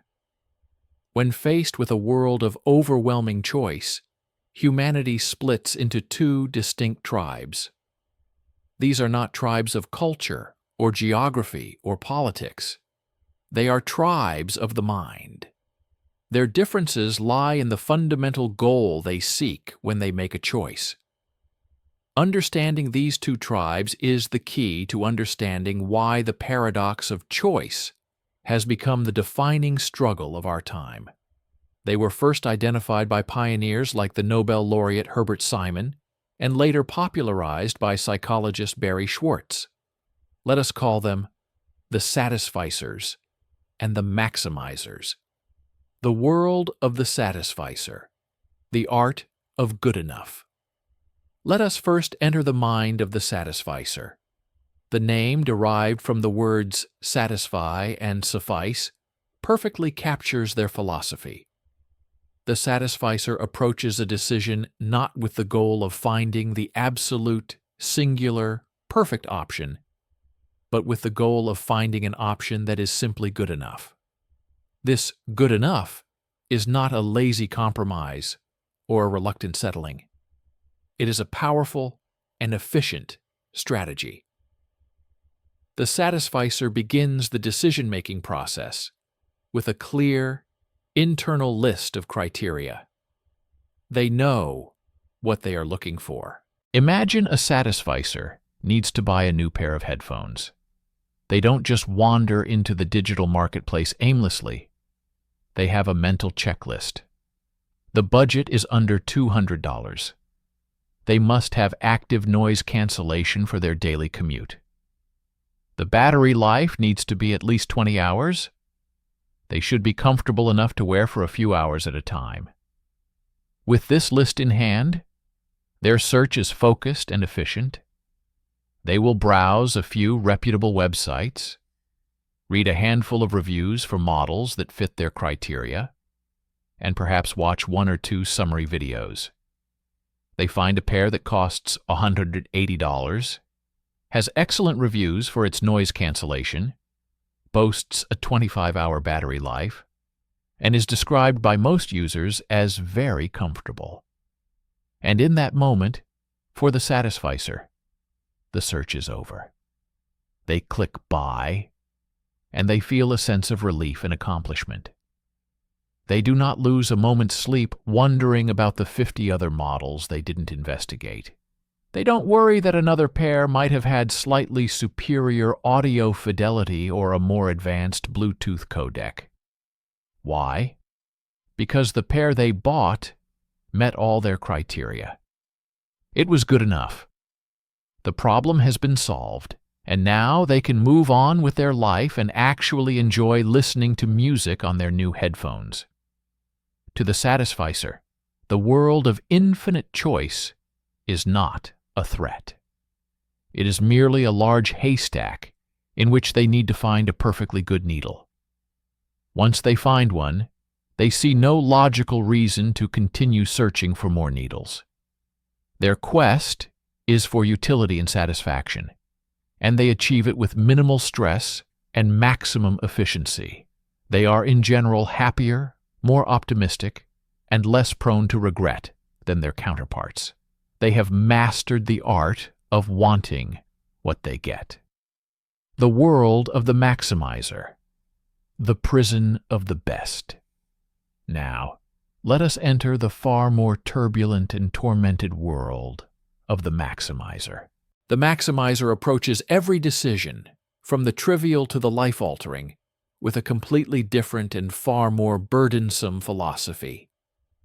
Their goal is not to find an option that is good enough. Their goal is to find the absolute best. For the maximizer, every choice is a test. and anything less than the optimal number one outcome is a form of failure. Let's replay the same scenario. Buying a new pair of headphones. The maximizer does not begin with a simple checklist. They begin with a mission to exhaust all possibilities. Their internal monologue is a frantic storm of optimization. Their search begins not with a few reviews, but with the creation of a detailed spreadsheet. They will spend hours, if not days, researching. They will open dozens of browser tabs, comparing technical specifications they didn't even know existed an hour ago. Driver sizes, frequency response ranges, impedance levels, codec support. They will become a temporary, unpaid expert on headphone engineering. They will read not just professional reviews, but hundreds of user comments on forums, searching for any hint of a flaw, any whisper of a superior alternative. The search is no longer a means to an end.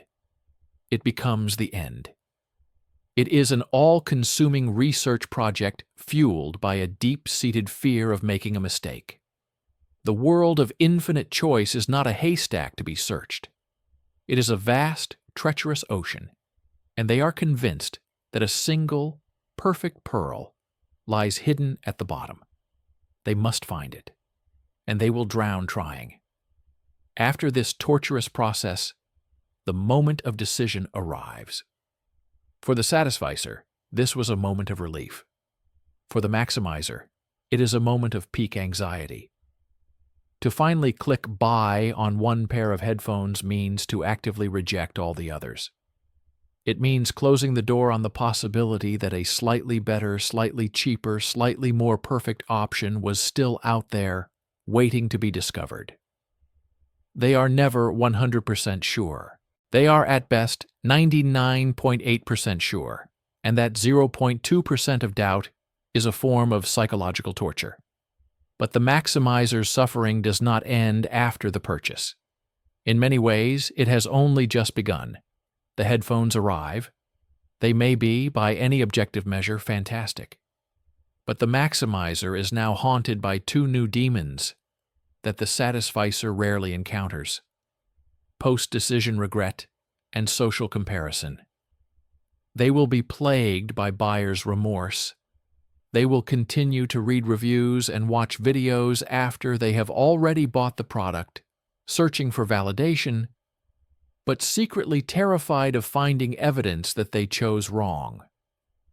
The slightest negative comment about their chosen model, or a glowing review of a model they considered but rejected, will send a jolt of regret through them. I knew it, they will think. I should have gotten the other one. Then comes social comparison.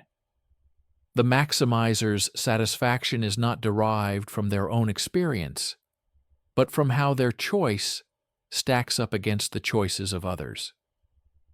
If they see a colleague at work with a different brand of headphones, they will feel a compulsive need to know which one is better.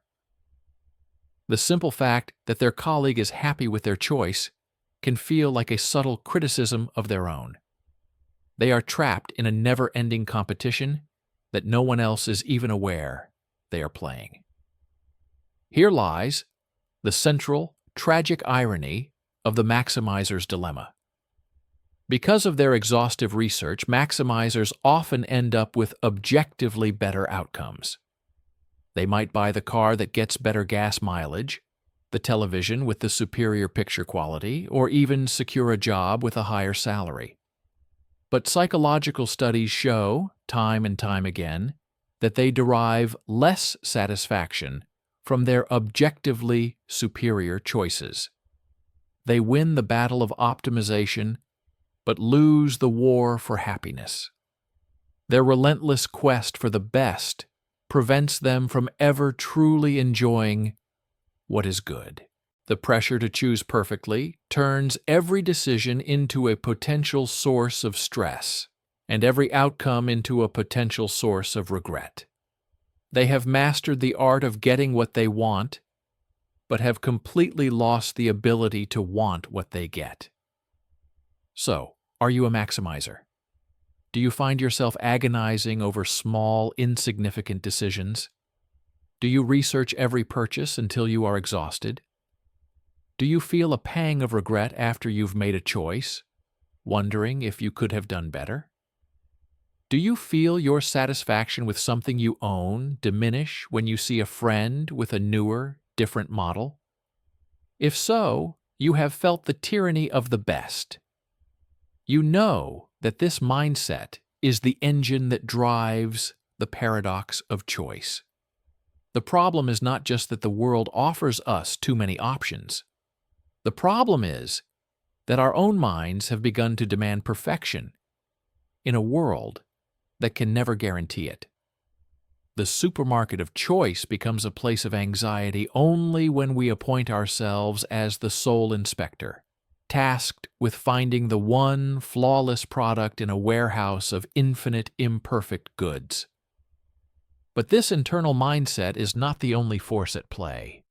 In the modern world, this engine of maximization is being fed a new and powerful kind of fuel, one that makes it burn hotter and more dangerously than ever before. To understand that, we must look away from our internal psychology and toward the glowing, handheld mirrors that now reflect our world back to us. We have journeyed into the mind of the chooser and returned with a map of its internal landscape. We have met the two tribes that reside within us: the efficient satisficer, who seeks what is good enough and finds peace, and the tormented maximizer, who chases the ghost of the best and finds only regret.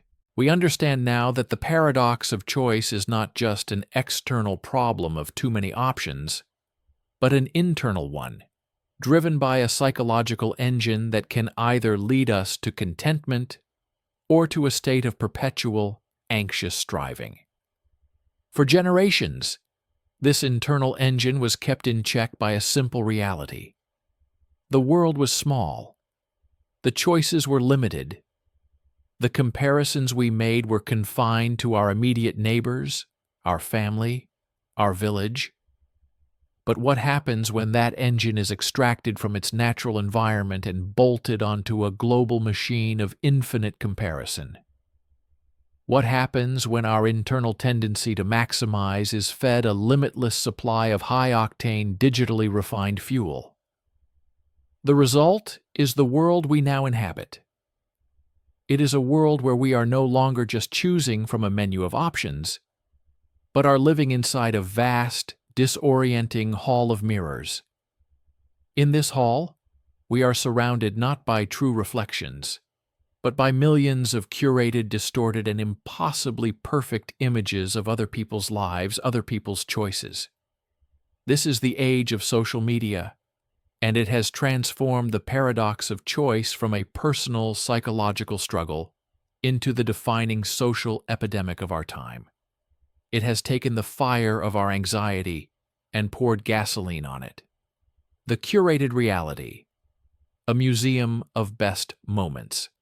The fundamental deception of the social media feed, the lie we willingly participate in, is that it presents itself as a window into other people's lives. It is not.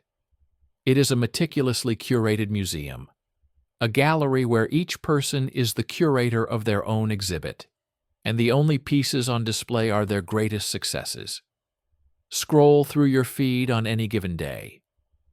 What do you see? You see the breathtaking sunset photo from your friend's vacation in Bali, a perfect moment of serene beauty. You do not see the stressful 14-hour flight, the lost luggage, the food poisoning, or the argument they had with their partner just minutes before taking that photo. You see the joyous anniversary post from a couple, a smiling selfie captioned with a declaration of eternal love.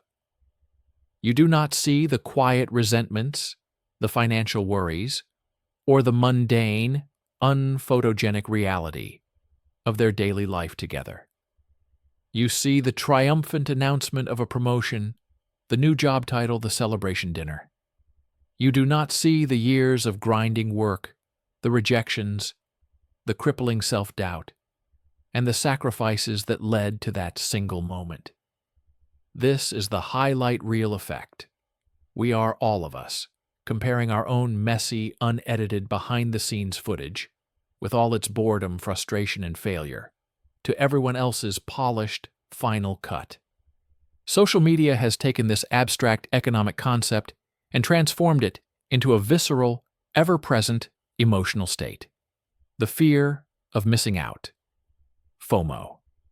FOMO is opportunity cost, made personal and weaponized by an algorithm. Before the age of the smartphone, your fear of missing out was limited by geography and information. You might have worried that you were missing a single better party happening across town. Now, your phone provides you with a real-time global catalog of all the things you are missing out on at this very second. The algorithm is designed to show you what is most exciting, most popular, most engaging. It presents you with an infinite buffet of superior alternative realities. As you sit on your sofa, your feed shows you that your friends are at a concert, a trendy new restaurant, a beach bonfire. Strangers are hiking through majestic mountains, dancing at a vibrant festival in another country, or celebrating a life milestone.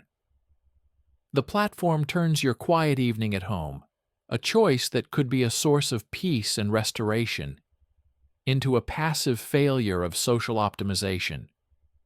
You are not relaxing, you are missing out. The very act of being present in your own life feels like a lost opportunity. This constant awareness of what you could be doing paralyzes your ability to enjoy what you are doing. You go out for a nice dinner, but you find yourself compulsively checking your phone to see if another, more exciting event is happening elsewhere. You are physically present, but your mind has been hijacked by the ghosts of 1,000 other possibilities. FOMO, fueled by the paradox of infinite information, ensures that you are never truly where you are. You are always in some corner of your mind, somewhere else, worrying that you chose the wrong place to be. The dating apocalypse. The paradox, in its most human form. Nowhere do these forces, the curated reality, the weaponized opportunity cost, and the maximizer's mindset, combine into a more perfect and destructive storm than in the world of modern online dating. The dating app is perhaps the most potent real-world manifestation of the paradox of choice. It is a human supermarket, and it is driving us mad. First, it creates the illusion of an infinite warehouse. The act of swiping through profiles, left, right, creates the cognitive impression of an endless supply of potential partners. This fundamentally devalues each individual.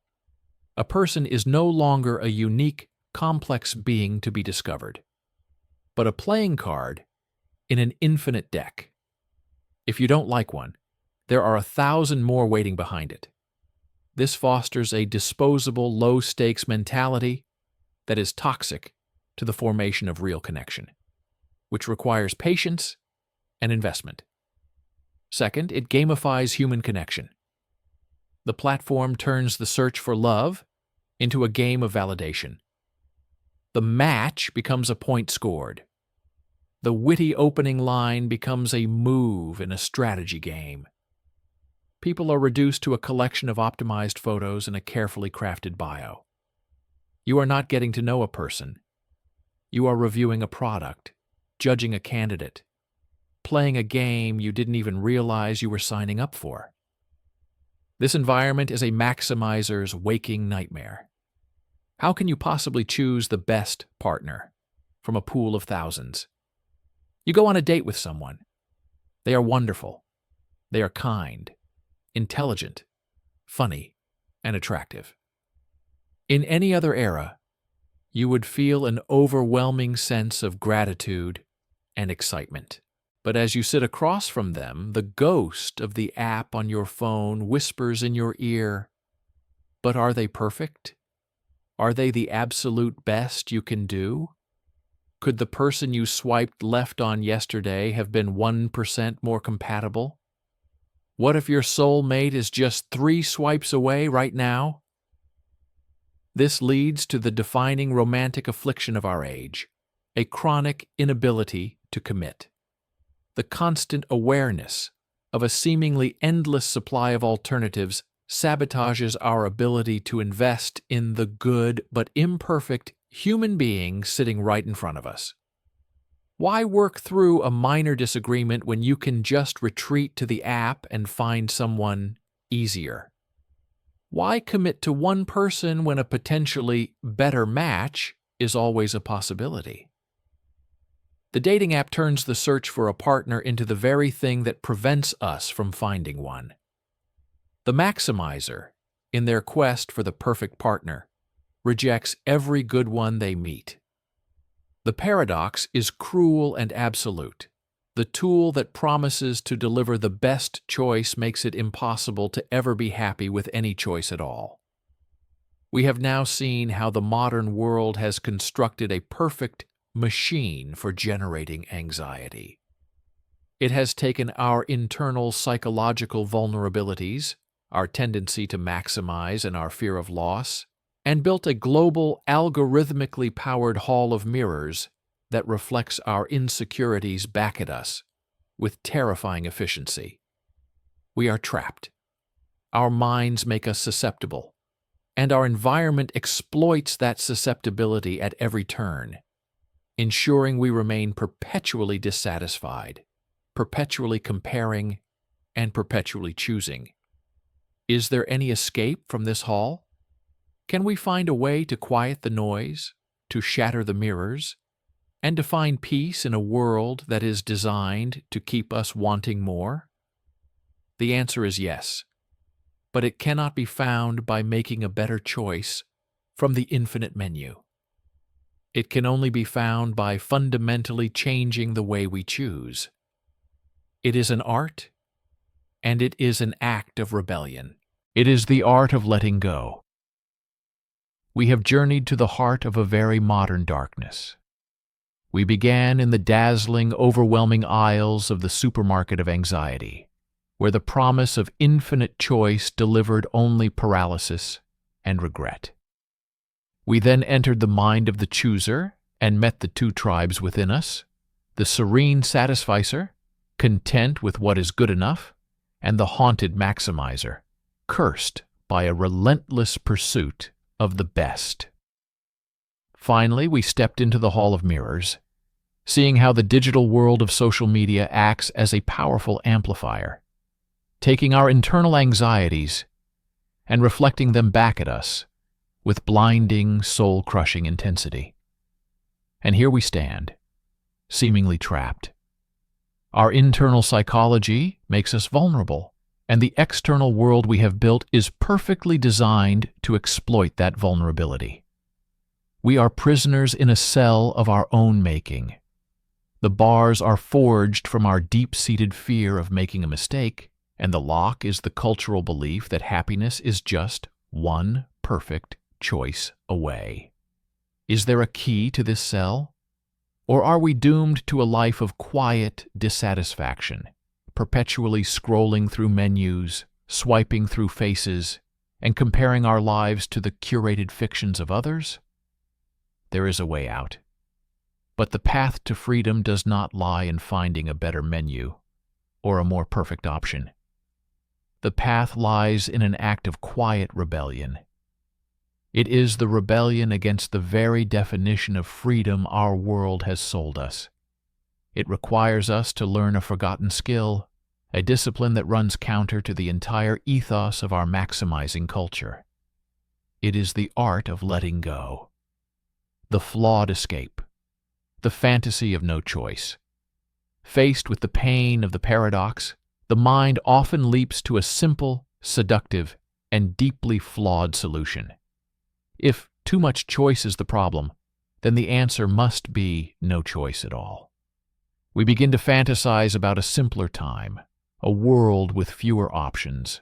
We might even feel a strange envy for lives governed by tradition or authority, where the path is laid out and the burden of choosing is lifted. This is the fantasy of authoritarian comfort. It is the prisoner, exhausted by the responsibility of an open yard, beginning to wish for the simple certainty of a locked cell. And while a world of no choice would indeed cure the anxiety of choosing, it would do so at the cost of everything that makes a life meaningful. Agency, growth, learning, desire, and the very essence of self-determination. To abdicate choice is to abdicate your humanity.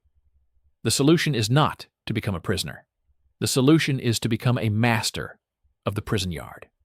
The goal is not to eliminate choice, but to find wisdom in a world of abundance. We do not need to burn down the supermarket. We need to learn how to navigate its aisles with a clear mind and a quiet heart. This requires us to do something that feels deeply counterintuitive, to find freedom not in the absence of limits, but in the deliberate creation of them. The framework of freedom. Choosing your constraints. True freedom, the kind that leads to peace and satisfaction, is not the absence of constraints. It is the ability to choose your own constraints. The maximizer is a slave to the tyranny of the unlimited. The liberated individual becomes the architect of their own, more limited reality. This is not about deprivation. It is about strategic liberation. The first practice is to become the gatekeeper of your own attention. You must consciously build a smaller, more manageable pond so that you are not overwhelmed by the task of boiling the entire ocean. Before you make a decision, you set the rules. For example, when choosing a restaurant for dinner, you will only look at 3 that are highly rated within a 1-mile radius, and you will choose from that list of 3. The search ends there. When buying a new pair of jeans, you will visit a maximum of 2 stores. If you find a pair that fits well and is within your budget in those 2 stores, you will buy them and go home. You will not visit a third just in case. When choosing a movie, you will give yourself a time limit of 10 minutes. You will browse for 10 minutes, and whatever seems most appealing at the 10-minute mark is what you will watch. This act of imposing artificial limits feels at first like a restriction of your freedom. But in practice, it is the opposite. It is a profound act of liberation. You are freeing your mind from the exhausting, impossible task of comprehensive evaluation. You are telling your inner maximizer, the search is over. We are safe now. You are reclaiming your most valuable resources, your time, your energy, and your mental peace. The second practice is to actively cultivate the mindset of the satisficer. This is more than just a behavioral trick. It is a philosophical shift. It is the conscious decision to embrace good enough as a noble and worthy goal. This begins by defining your criteria before you start your search. Before you look at a single restaurant review or product page, ask yourself, what do I actually need? What are the core requirements that will make me happy? Write them down. A good enough hotel might be one that is clean, safe, and under a certain price. A good enough job might be one that pays the bills, uses some of your skills, and doesn't make you miserable. The moment you find an option that meets these predefined criteria, you execute the decision. You have found the key that fits your lock. The satisficer understands that the purpose of the search is to open the door. The maximizer has become so obsessed with finding the most beautiful, perfectly crafted, optimal key in the world that they forget its purpose, and they remain forever locked outside, polishing a key they will never use. The ritual of commitment. Sinking your own ships. Even with these strategies, the ghost of opportunity cost can still linger, whispering, "What if?" after a decision has been made. To exorcise this ghost, we need a final powerful ritual, the practice of making our choices as irreversible as possible. There is a famous historical tactic where a general, after landing an army on enemy shores, would order his own ships to be burned. This was a terrifying and powerful act. It made retreat impossible. The only way forward was through total commitment to the path they were on. There was no plan B. We must learn to metaphorically burn our own ships. Once you buy a new laptop, you must stop reading reviews of it. Unsubscribe from the tech channels. Do not look at the new models that are released next month. The decision is done. Your energy should now be focused on enjoying and utilizing the tool you have chosen, not on questioning the choice itself. Once you commit to a relationship, you must delete the dating apps from your phone. The act of keeping them just to see is an act of poisoning your own commitment. It keeps the door open to a world of idealized alternatives and prevents you from fully investing in the real, imperfect person by your side. You must burn the ships.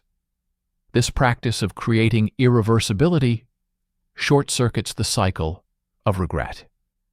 It utilizes a positive psychological quirk known as choice supportive bias, where our minds, once a decision is final, tend to focus on the positive aspects of our choice and downplay the positive aspects of the alternatives. By making a choice final, you are giving your own mind permission to be happy with it. The final freedom. A shift in definition. All of these strategies, choosing your constraints, embracing good enough, and burning the ships, are part of a larger, more profound shift in understanding. They are about redefining freedom itself. The world has sold us a definition of freedom that is external and quantitative. Freedom is the number of options you have. But this is a hollow and fragile liberty, one that, as we have seen, often leads to anxiety and misery. The true, deeper freedom is internal and qualitative. It is not freedom to choose from an infinite menu. It is freedom from the crippling burden of that menu. It is the clarity of knowing what you value. It is the confidence to make a decision that aligns with those values. And it is the peace of committing to that decision and building a happy life in the space you have created. The art of letting go is not just about letting go of the other options. It is about letting go of the destructive belief that your happiness is hidden somewhere out there, locked away behind the door of a perfect choice you have yet to make. It is about realizing that happiness is not something you find by making the right selection in the supermarket of life. It is something you create in the aftermath of making a good enough choice and then committing to it with your whole heart. The paradox of choice is not a bug in the system of modern life that we can fix. It is a feature. The options will only continue to multiply. We cannot change the world, but we can change how we operate within it. You have the power to escape the supermarket of anxiety.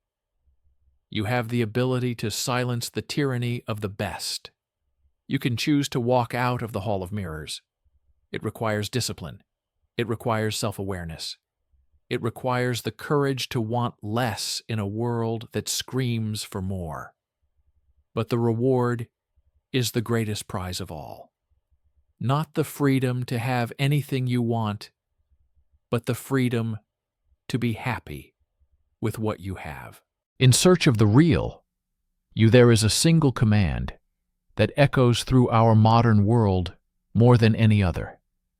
It is whispered to us by poets, shouted at us by advertisements, prescribed to us by therapists, and offered as the ultimate life advice from our well-meaning friends. It is the great sacred commandment of our time: be yourself. It sounds so simple, so liberating. 3 short words that promise to unlock the door to a life of happiness, confidence, and fulfillment. We are told that all we have to do is find that pure, shining core of our being, our authentic self, and hold on to it. To be true to that self is to be good, to be honest, to be free. The world presents this as a noble quest, a journey to discover the hero within. But if you have ever actually tried to follow this advice, you may have found yourself in a strange and confusing trap. You stand before the mirror in the morning, deciding what to wear, and a voice in your head asks, "But what would the real me wear?" You are in a conversation, about to say something, and you pause, thinking, "Is this something the real me would say?" You make a life decision about a job, a relationship, a place to live, and you are haunted by the question, "Is this what my authentic self truly wants?" The more you hunt for this real you, the more it seems to vanish. The harder you try to grasp it, the more it feels like you are closing your hand on smoke. And in the quiet moments of doubt, a terrifying thought can emerge. What if there is no one there? What if this authentic self we are all so desperately searching for is a ghost? This is the entry point into our final and most personal exploration, the paradox of authenticity. The paradox is this: the very act of consciously trying to be authentic is the most inauthentic thing a person can do.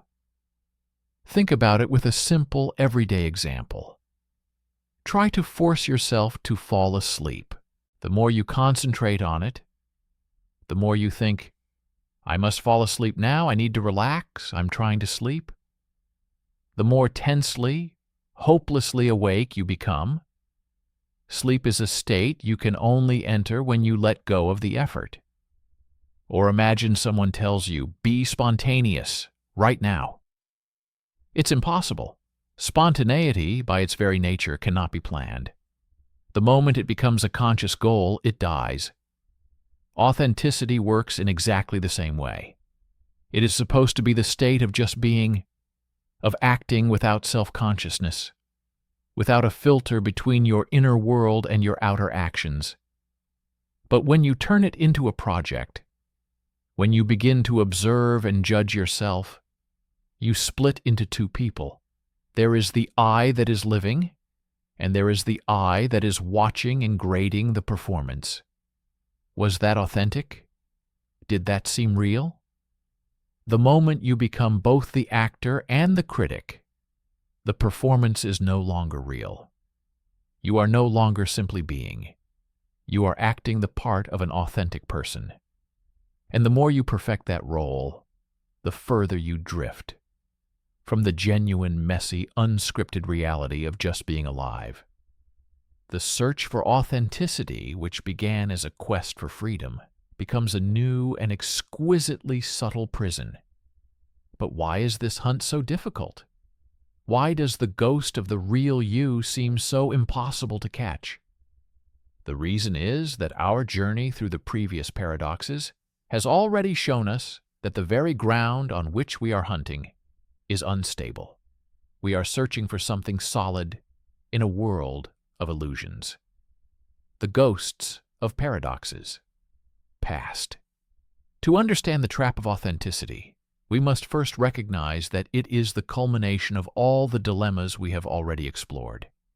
It is the final boss in a game where every previous level was designed to weaken our sense of a stable, coherent self. Our journey with the ship of Theseus was the first warning. We were left with the unsettling realization that we are not fixed objects, but processes of constant change. We tried to find the real ship, the real you, by looking for an unchanging core. We looked at our bodies and found that all the physical matter is replaced.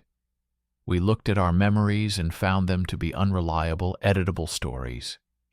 We looked at our personalities and found them to be in a state of perpetual evolution. The ship of Theseus dismantled the very object of our search. We are commanded to be true to ourselves, but which self? The person you were at 20, with all their fiery passions and naive beliefs? Or the person you are at 40, with their caution and their compromises? Are you being authentic when you act like the person you are now, or are you betraying the person you once were? The paradox shows us that we are trying to be loyal to a ghost ship, a vessel that no longer exists as it once was. The search for a fixed, authentic self is doomed from the start, because there is no fixed, authentic self to find. We are trying to find a solid statue in a flowing river. Then came the bootstrap paradox, which attacked the problem from another angle. Perhaps authenticity isn't about being true to a fixed self, but about having a truly original voice. An authentic person, we imagine, is not a copy. They are a source, an origin point. But the bootstrap paradox showed us that the very idea of a pure origin might be a fantasy. It revealed a world built on loops where ideas, stories, and cultures can exist without ever having been created. It whispered the heresy that nothing is truly original. We are all born into a pre-existing system of language, ideas, and cultural scripts that we did not invent. The very words you use to think your most private, authentic thoughts are not yours. They are borrowed. The philosophies that shape your worldview, the music that moves your soul, the jokes that make you laugh, they are all part of a vast, interconnected web of influences, an echo chamber where every voice is a reflection of other voices. To search for a purely original, authentic thought is like searching for the author of the authorless book. It is a fool's errand. If you strip away every influence, every borrowed idea, every cultural assumption, what is left of you? You are left in silence and emptiness. This terrifies us, because it suggests that our authentic voice might just be the unique way we synthesize the unoriginal parts we have gathered. It suggests we are not a source, but a collage. And how can a collage be truly authentic? And finally, as if these problems weren't enough, our exploration of the paradox of choice showed us how the modern world actively wages war on authenticity. We learned that we are trapped in a hall of mirrors, a digital society that pressures us not to be, but to perform. The modern world, especially through social media, has turned life into a competition of optimization. The pressure is not to live a life that feels true to you, but to curate a life that looks successful to others. You are encouraged to choose the best vacation, the best career, the best partner, not because it will make you happy, but because it will make a good story for your personal brand. Authenticity requires the freedom to be messy, to be suboptimal, to be inconsistent. But in the Hall of Mirrors, every imperfection is a flaw in your public image. Every moment of quiet dissatisfaction is a failure to perform happiness correctly. The pressure to present a curated, successful, and authentic self is relentless. But this curated authenticity is, by definition, the opposite of real authenticity. It is a product being marketed. You become the public relations manager for your own life, and in the process, You lose touch with the client you are supposed to be representing, the battlefield of the self. And so the stage is set. We are now standing in the center of a perfect storm. We are commanded by our entire culture to embark on the noble quest to be ourselves. But our journey has revealed that the ghost we are hunting is impossibly elusive. The self we are supposed to be true to is a constantly changing ship of Theseus. The original voice we are supposed to speak with is a reverberation in a bootstrap paradox of echoes. And the stage on which we are supposed to perform this authenticity is a hall of mirrors that rewards performance over reality. We are hunting a ghost ship with a borrowed map in a blizzard of distorted reflections. This is the true depth of the paradox of authenticity. It is not a simple riddle. It is the central defining struggle of a self-aware being in the modern world. It is the conflict between our deepest desire for a true and meaningful existence and the profound, paradoxical nature of reality itself. We are now clear on the nature of the trap.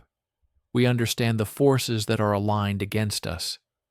The question that remains is, what do we do now? If the hunt itself is the trap, how do we escape?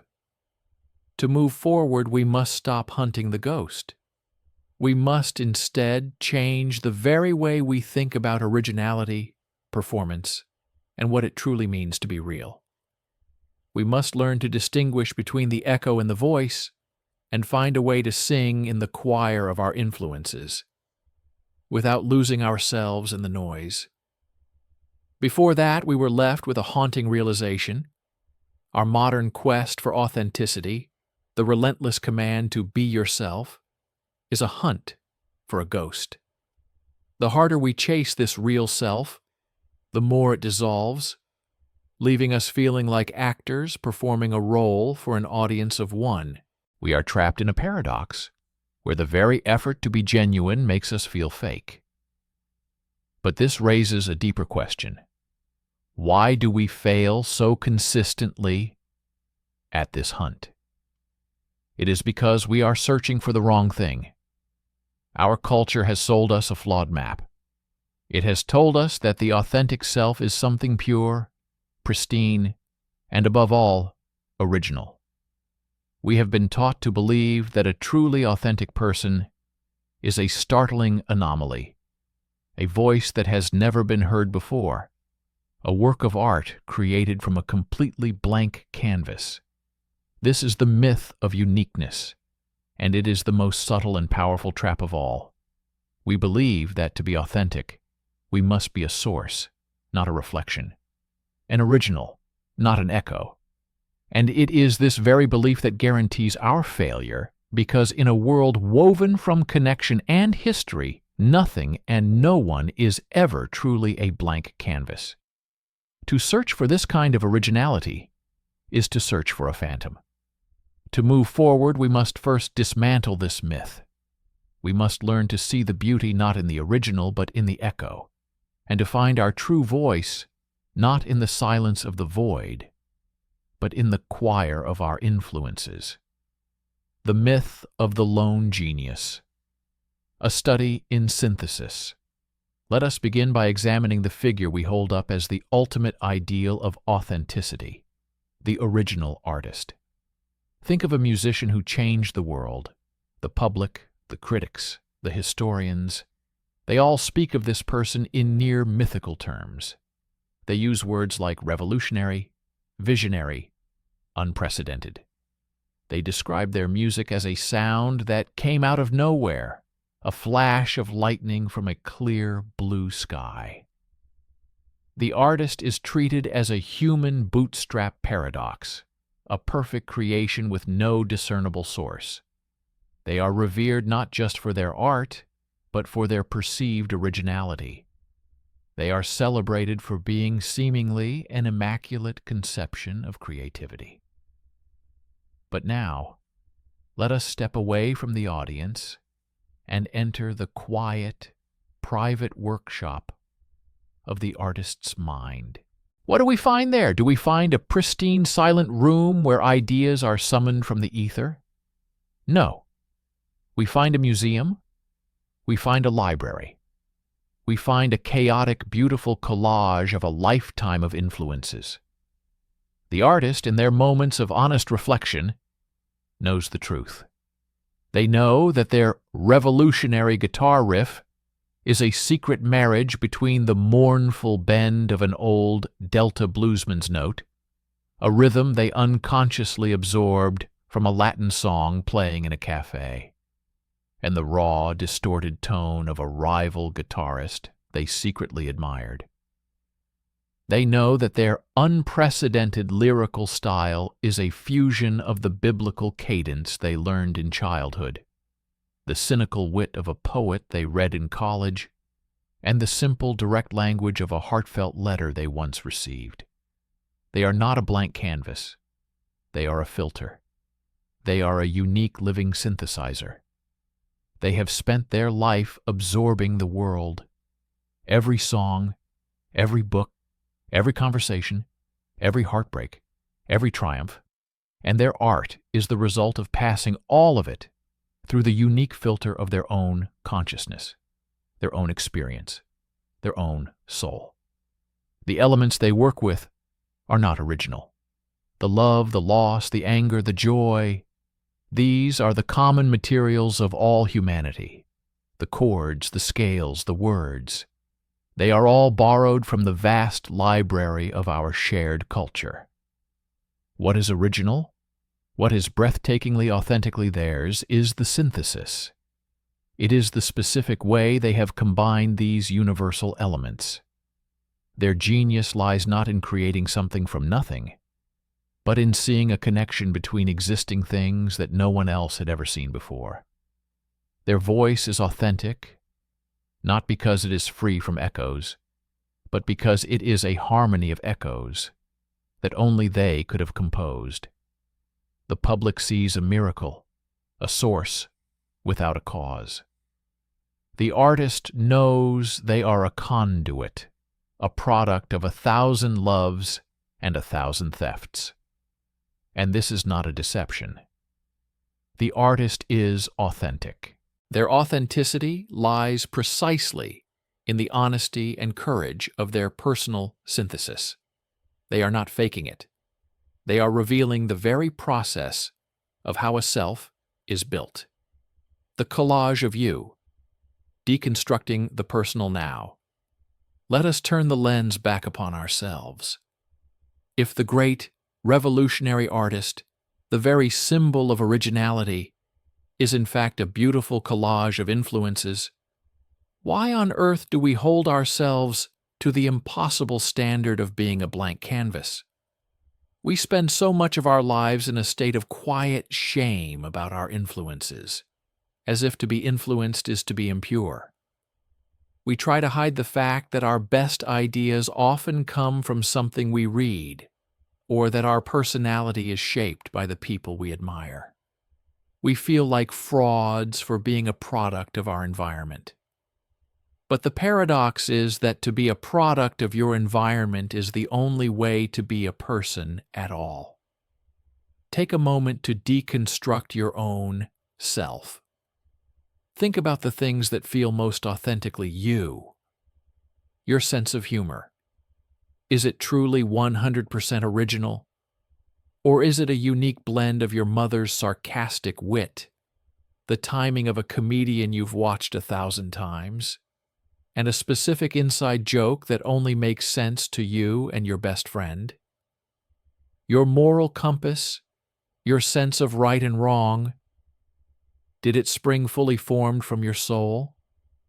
Or is it a complex structure built from the foundations of your parents' teachings, reinforced by a powerful book you read as a teenager, challenged by a painful mistake you made, and illuminated by a moment of unexpected kindness from a stranger? Your personal style, the way you dress, the way you decorate your home, is it an unprecedented aesthetic vision? Or is it a personal remix of a style you saw in a magazine?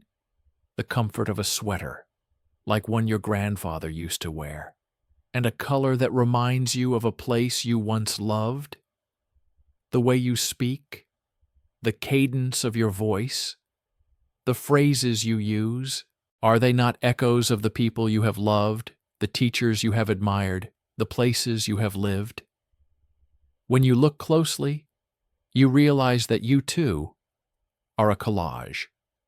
You are a living, breathing synthesis of every person, every place, every idea, every song, and every story that has ever touched you. The attempt to peel all of these layers away to find some pure, uninfluenced, original self beneath them all is not a path to authenticity. It is a path to nothingness.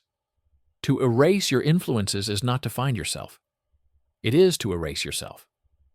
The voice and the echo. A new definition of authenticity. This understanding allows us to draw a crucial distinction, to finally separate the authentic from the inauthentic. The distinction is not between the original and the influenced. It is between the voice and the echo. An echo is what we are when we are inauthentic. An echo is passive. It simply repeats an influence without processing it, without making it its own. This is the teenager who adopts a whole personality from a movie character because they think it's cool. This is the person in a business meeting who repeats a popular opinion not because they believe it, but because it is the safe and expected thing to say. An echo is a performance, a costume. It is the act of borrowing someone else's skin because you are afraid to live in your own. A voice, on the other hand, is what we are when we are authentic. A voice is active. A voice is also made of echoes, but it is not a simple repetition.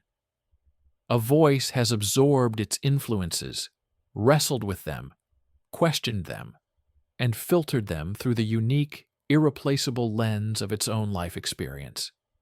It has taken the borrowed parts and rebuilt them into something new.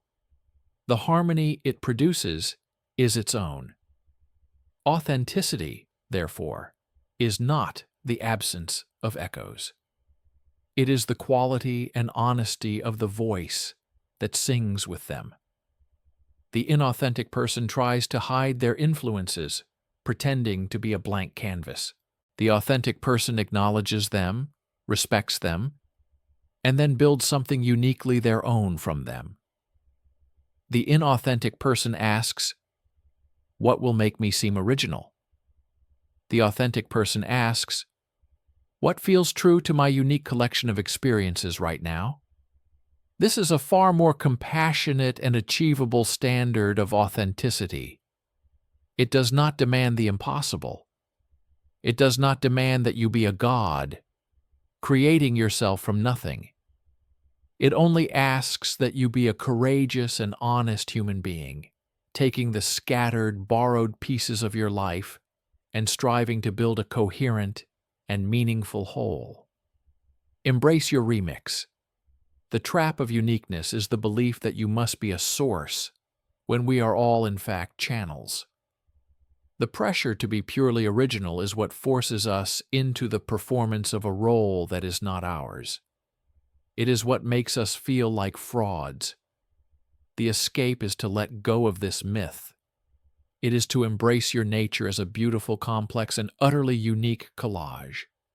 It is to look at all the borrowed planks that make up your ship of Theseus and to say with confidence, "Yes, this is me. This is my unique collection of loves and scars and lessons and songs. No one else has ever combined these exact pieces in this exact way. This is the ship I will steer." Stop trying to be an original work of art. The universe has already made one of you, and it has done so by weaving together the threads of everything that has come before.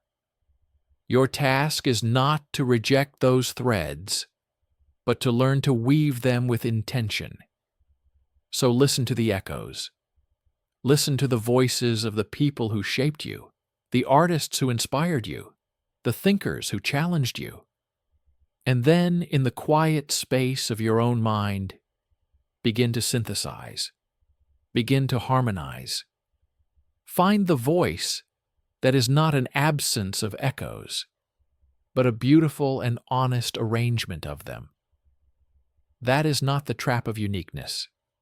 That is the art of being you. We dismantled the myth of the original genius and came to see that true authenticity is not about being a blank canvas, free from all influence. Instead, it is the art of the honest synthesis. It is about finding your unique voice, not by rejecting the echoes of the world, but by weaving them into a harmony that only you could compose. It is the courage to be a collage, to be an honest and personal remix of everything that has shaped you. This is a beautiful and liberating idea. But as we attempt to live this truth, we find ourselves standing in a new kind of space, a space that has come to dominate our existence in the 21st century. It is a space that was promised to us as the ultimate tool for self-expression and connection. And yet, it has become the greatest obstacle to the very authenticity we seek. What happens to our fragile, honest, work-in-progress self when we are handed a new kind of mirror? A mirror that is not made of glass, but of glowing pixels. A mirror that does not just reflect our image, but also counts, scores, judges, and rewards us for the quality of that reflection. This is the digital world. This is the age of the internet, of social media. And it is a space that has turned us all from people into performers, from living beings into the unpaid, overworked curators of our own museums. This is the story of how our search for authenticity has been eroded by the very tools we thought would help us find it. The two selves, the person and the profile. The first and most profound change brought about by our digital lives is the splitting of the self. Before, there was just you. Now, for most of us, there are two: the lived self and the curated self. The lived self is the person reading these words right now. It is the self that wakes up in the morning with messy hair and a feeling of quiet dread about the day ahead. It is the self that feels boredom on a Tuesday evening, that says something awkward in a conversation and replays it in their head for hours, that feels insecure, jealous, petty, and tired. The lived self is inconsistent, imperfect, and often unphotogenic. It is the raw, unedited, behind-the-scenes footage of your life. It is the messy, complex, and often confusing reality of being human. The curated self, on the other hand, is your profile. It is your Instagram grid, your Facebook page, your LinkedIn summary. This self is not a person. It is a project. It is an art installation, and you are its meticulous curator. This self does not experience boredom. It posts throwback photos of past adventures. This self does not feel insecure. It posts inspirational quotes about self-love. This self does not have messy hair. It has perfectly angled selfies taken during a golden hour that lasted for 2 brief minutes of an otherwise unremarkable day. The curator's job is to select only the best artifacts for display. We choose the photo where we look happiest, thinnest, most successful. We write the witty caption that makes us sound clever and carefree. We share the article that makes us seem intelligent and well-informed. We meticulously crop out the sadness. We edit out the doubt. We apply a filter to the mundane. The curated self is a highlight reel, a trailer for a movie that doesn't actually exist. It is a perfect, polished, fictional character based on a real person. The central tragedy of modern life is that we are beginning to invest more time, energy, and emotional significance in the curated self than in the lived self. The reflection has become more important than the person casting it. We find ourselves living not for the experience, but for the documentation of the experience. The meal grows cold as we search for the perfect camera angle to make it look appealing to our followers. The beautiful sunset is viewed not with our eyes, but through the screen of our phone as we struggle to capture its authenticity.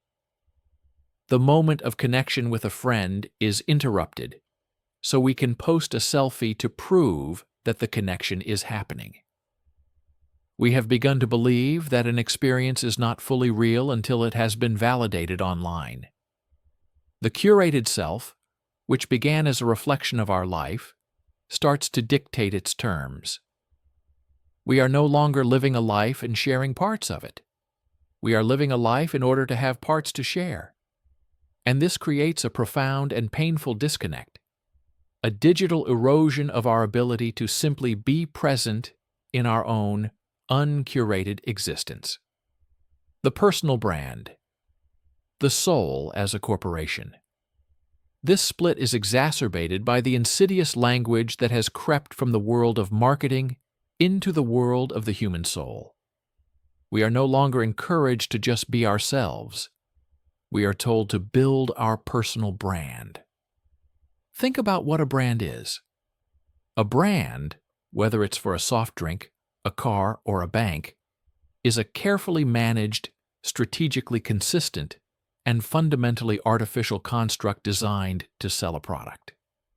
Its goal is not to be honest. Its goal is to be appealing. It papers over its flaws. It exaggerates its strengths. And it communicates with a single unified brand voice. When you start to think of yourself as a brand, you have subconsciously agreed to treat your own life as a marketing campaign. You stop being a person and start being a product. Every action, every post, every expressed opinion becomes a strategic decision. You ask yourself not, what do I truly feel or think? But, does this align with my brand? You might feel angry or sad, but you hesitate to post about it because it doesn't fit with your brand of positivity and resilience. You might develop a new, unexpected interest, but you hesitate to share it because it might confuse your audience. This is the ultimate performance. It kills spontaneity. It replaces genuine expression with strategic communication. It forces you to be consistent with a past version of yourself, because brand consistency is key. This directly contradicts the fluid, ever-changing nature of the self we discovered in the ship of Theseus. A personal brand cannot be a ship of Theseus. It must be a statue, unchanging and perfect. You become the chief marketing officer of your own life, and the CEO, the lived self, is increasingly ignored. You are no longer living. You are managing your own public relations, and the quiet, authentic person inside gets buried under layers of brand strategy. The algorithmic audience performing for the machine. The final turn of the screw in this digital trap is the nature of the audience itself. We think we are performing for our friends, our family, our followers, but we are not. Our primary audience, the one with the power to make us visible or invisible, is an unseen, unknowable, and all-powerful machine, the algorithm. And the algorithm does not reward true authenticity. True, human authenticity is often quiet, nuanced, complex, and even boring. It does not always generate a strong, immediate reaction. The algorithm, however, is a machine built to maximize engagement. It thrives on what is loud, simple, predictable, and polarizing. It promotes outrage, perfect beauty, extravagant displays of wealth, and, most insidiously, a very specific type of performative vulnerability. We learn, through the simple feedback loop of likes and shares, what the machine wants. We subconsciously begin to tailor our authentic expressions to be more algorithm-friendly. A post about a personal struggle is no longer a simple, honest cry from the heart. It is unconsciously structured in a way that we know will generate the most supportive comments. It follows a predictable narrative arc: the struggle, the lesson learned, the inspiring takeaway. It is vulnerability packaged as content. A spontaneous moment of joy is captured and set to a trending audio clip, not because that music has any personal meaning, but because using it will dramatically increase the post's reach. Our very personalities begin to bend toward the preferences of the machine. Our sense of humor shifts to align with the memes that are currently popular. Our political opinions become more strident and less nuanced because the algorithm favors strong stances over thoughtful questions. This is the final, most terrifying stage of the paradox.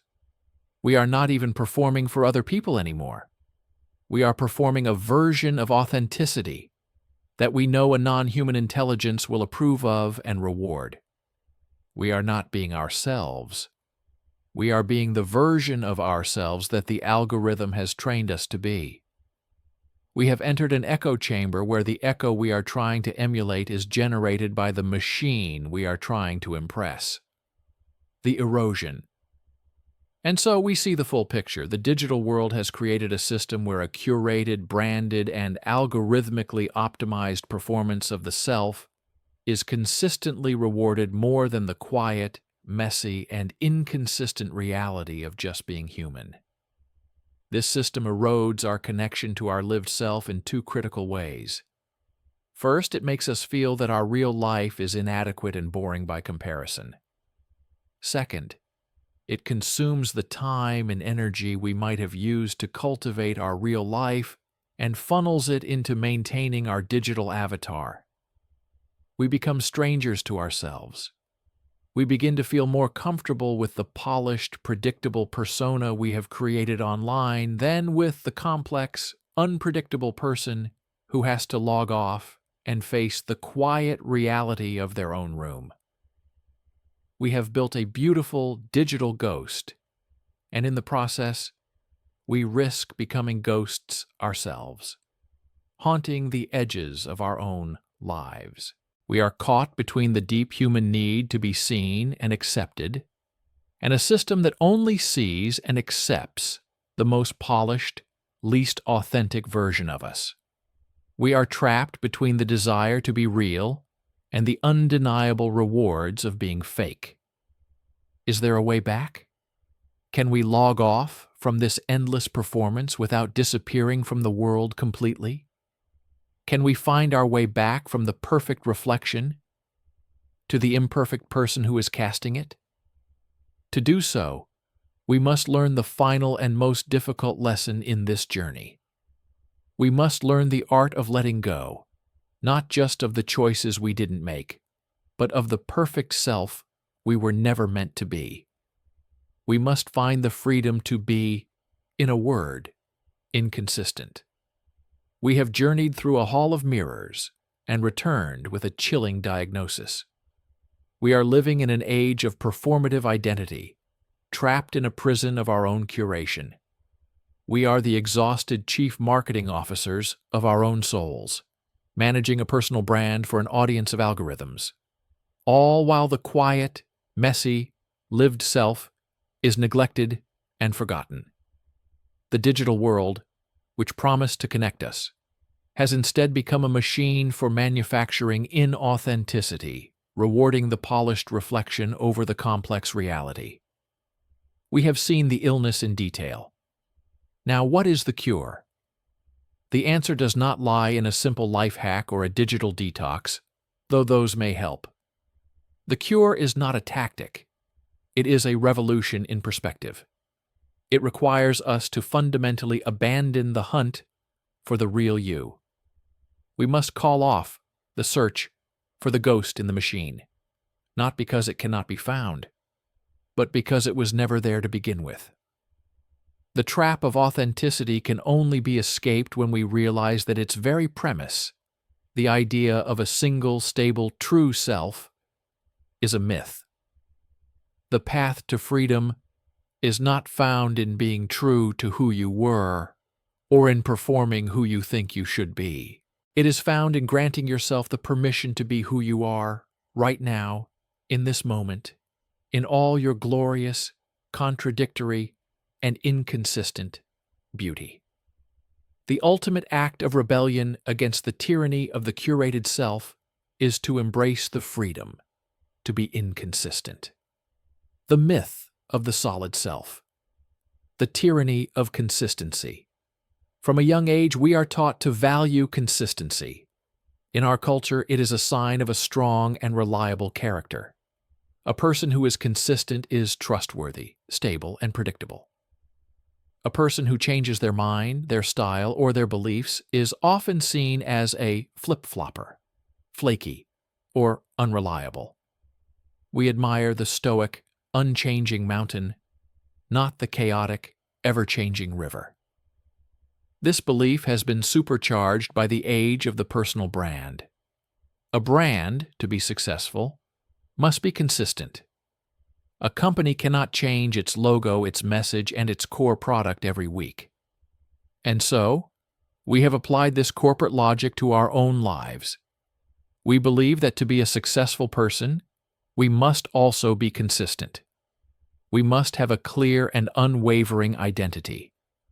We adopt what could be called a statue mentality.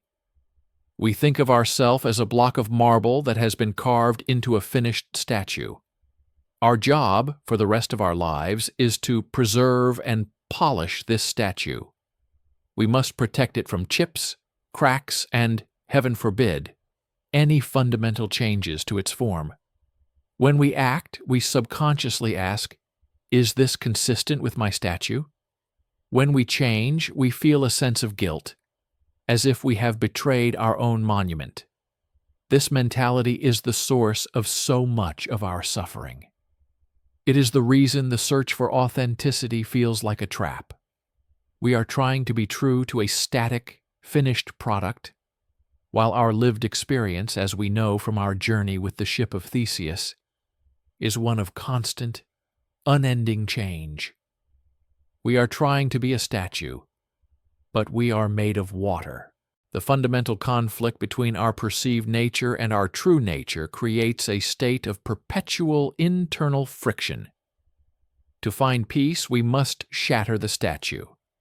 We must abandon a metaphor that was never fit for the purpose of describing a human life and adopt one that is. The river and the flow, a new vision of self. Over 2,000 years ago, the Greek philosopher Heraclitus said, "No man ever steps in the same river twice, for it's not the same river, and he's not the same man." This ancient piece of wisdom holds the key to dismantling the paradox of authenticity. Let us stop thinking of the self as a ship or a statue, and start thinking of it as a river. A river has a clear and continuous identity. We give it a name: the Nile, the Amazon, the Mississippi. We can trace its path on a map. It has a history, a presence, a character. Yet its physical substance, the water that constitutes it, is in a state of absolute and constant flux. The water molecules that are in the river today are not the ones that were there yesterday, and they will be gone tomorrow. The river changes with the seasons. In the spring, it swells with melted snow, running fast and powerful. In the summer, it can become slow, calm, and shallow. It carves new paths for itself through the landscape, its course shifting over years and centuries. A river is not better or worse for changing. To change is its very nature. A healthy river is one that flows. A river that stops flowing, that becomes stagnant, is dead. This is a perfect metaphor for the human self. Your identity is the name of the river. It is the continuous pattern, the recognizable flow of your life. But the substance of your life, your thoughts, your emotions, your cells, your beliefs, is the water, constantly moving, constantly being replaced. To be authentic is not to be a stagnant pond, perfectly consistent, but lifeless. To be authentic is to be a flowing river. This simple shift in metaphor is revolutionary. It reframes everything. The inconsistency we once saw as a character flaw is now revealed to be a sign of life, a sign of healthy flow.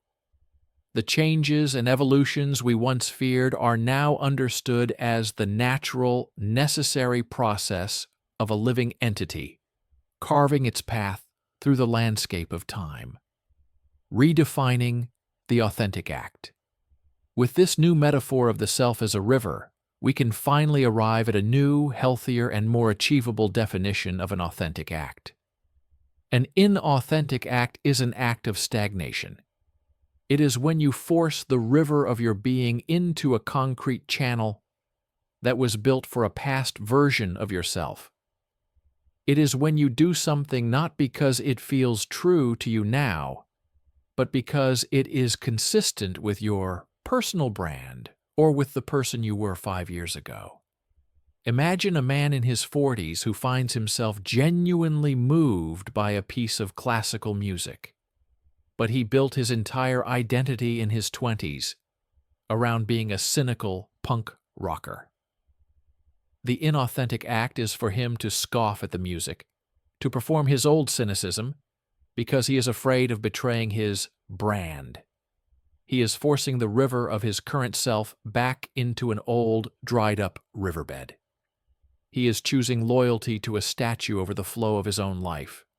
An authentic act, therefore, is an act that is true to the flow of the present moment. It is an act of profound courage. It is the courage to say, I know that for years I have defined myself as a cynical person. But today, in this moment, this music makes me feel something beautiful, and I will honor that truth. It is the freedom to outgrow your old self, to allow past identities to die peacefully, and to be reborn into a new phase of your flow. Authenticity is not loyalty to your history. It is loyalty to your own growth. It is the willingness to step into the same river and acknowledge that you are not the same person who stepped into it yesterday. And that is not a failure. It is the entire point of being alive. The art of letting go of yourself. This brings us to the final liberating conclusion. In our exploration of the paradox of choice, we concluded that the answer was the art of letting go of the infinite options we didn't choose. Now we see that this art has a deeper and more personal application. The ultimate art of letting go is learning to let go of the outdated versions of yourself. It means forgiving yourself for being inconsistent. It means giving yourself permission to change your mind, to have your tastes evolve, to abandon old dreams and embrace new ones. It means accepting that your life will not be a neat, linear story that makes perfect sense. It will be a messy, beautiful, and surprising journey. A river with unexpected twists and turns. It also means granting this same grace to others. It means letting go of the static image you have of your friends, your family, your partner. It means allowing them the space to flow and change and to love the person they are becoming, not just the person they once were. It means ceasing to hold others accountable to the ghost ships of their past. The hunt for the real you was a trap because it was based on fear. The fear of being inconsistent, of being judged, of not having a solid, definable identity. The peace of authenticity is found in abandoning the hunt. It is the courage to say, I don't know exactly who I am because I am still in the process of becoming. To be comfortable with that uncertainty is the ultimate freedom, the captain of the flow. And so our long journey through these paradoxes comes to an end. The bootstrap paradox taught us that we may have no fixed origin. The ship of Theseus taught us that we have no fixed substance. The paradox of choice showed us the trap of seeking a fixed, best life.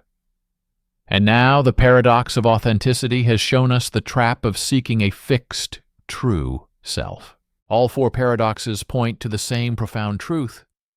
We have been trying to impose a logic of static objects onto a reality of dynamic processes. The final empowering realization is this: you are not a statue to be polished, a brand to be managed, or a ghost to be hunted. You are a process. You are a river. You are a flame. And the great joy and responsibility of a human life is that you are not just a passive observer of this process. You have agency. The goal is not to be yourself, but to be fully and courageously engaged in the endless, beautiful, and often difficult act of becoming yourself. True freedom is not in finding out who you are.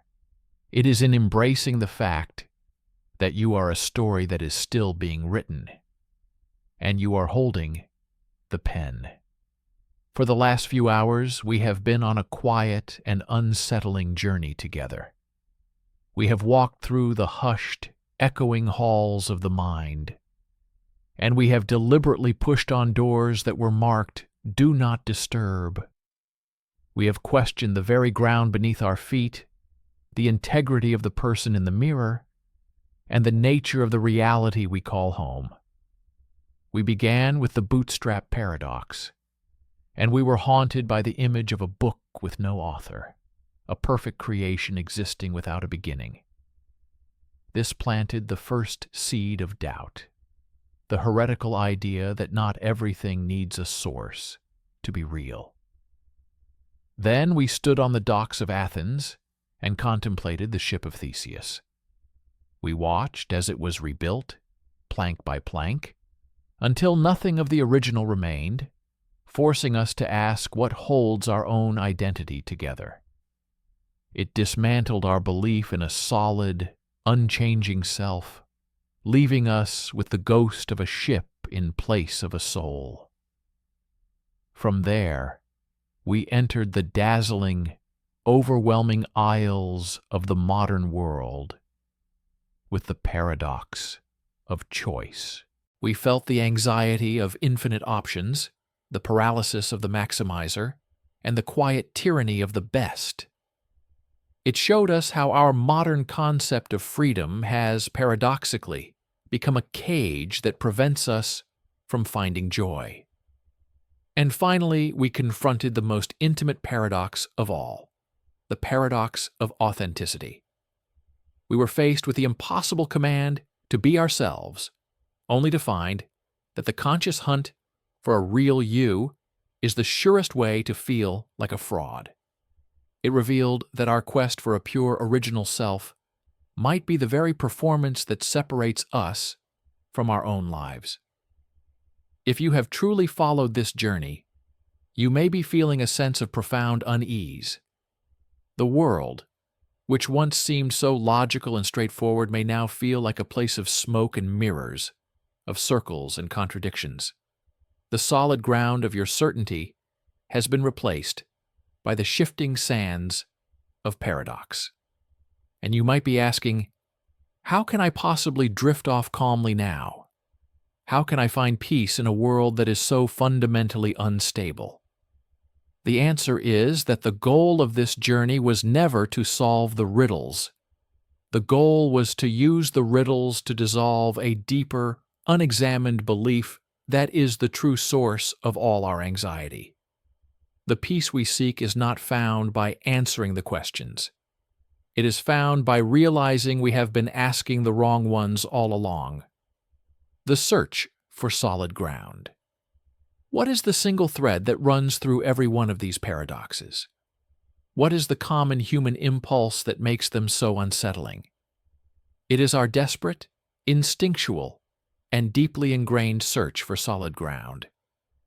We are creatures who crave certainty. We want fixed points in a spinning universe. We are terrified of the fluid, the ambiguous, the impermanent. Look back at our struggles. In the bootstrap paradox, we were horrified by the idea of a story with no fixed origin. In the ship of Theseus, we were disturbed by the idea of an identity with no fixed core. In the paradox of choice, we were tormented by the idea of a life with no single, fixed, best path. In the paradox of authenticity, we were exhausted by the hunt for a fixed, real self. In every case, we were searching for a noun, a source, a soul, an answer, a self. We were treating existence as if it were a museum filled with solid, unchanging statues. And our anxiety comes from the dawning realization that when we reach out to touch these statues, our hands pass right through them. They are ghosts. This is the fundamental error of our anxious minds. We have been trying to apply the logic of solid objects to a reality that is not solid at all. The world is not a museum of statues. The world is a river. The great liberation, from nouns to verbs. The resolution to all of these paradoxes, the key that unlocks every cage we have explored, is a simple but profound shift in perspective. It is the art of learning to see the world not as a collection of static nouns, but as a series of dynamic, flowing verbs.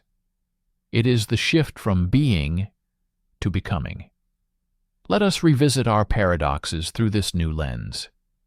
An idea, like the authorless book, is not a thing, a noun, that must have been created.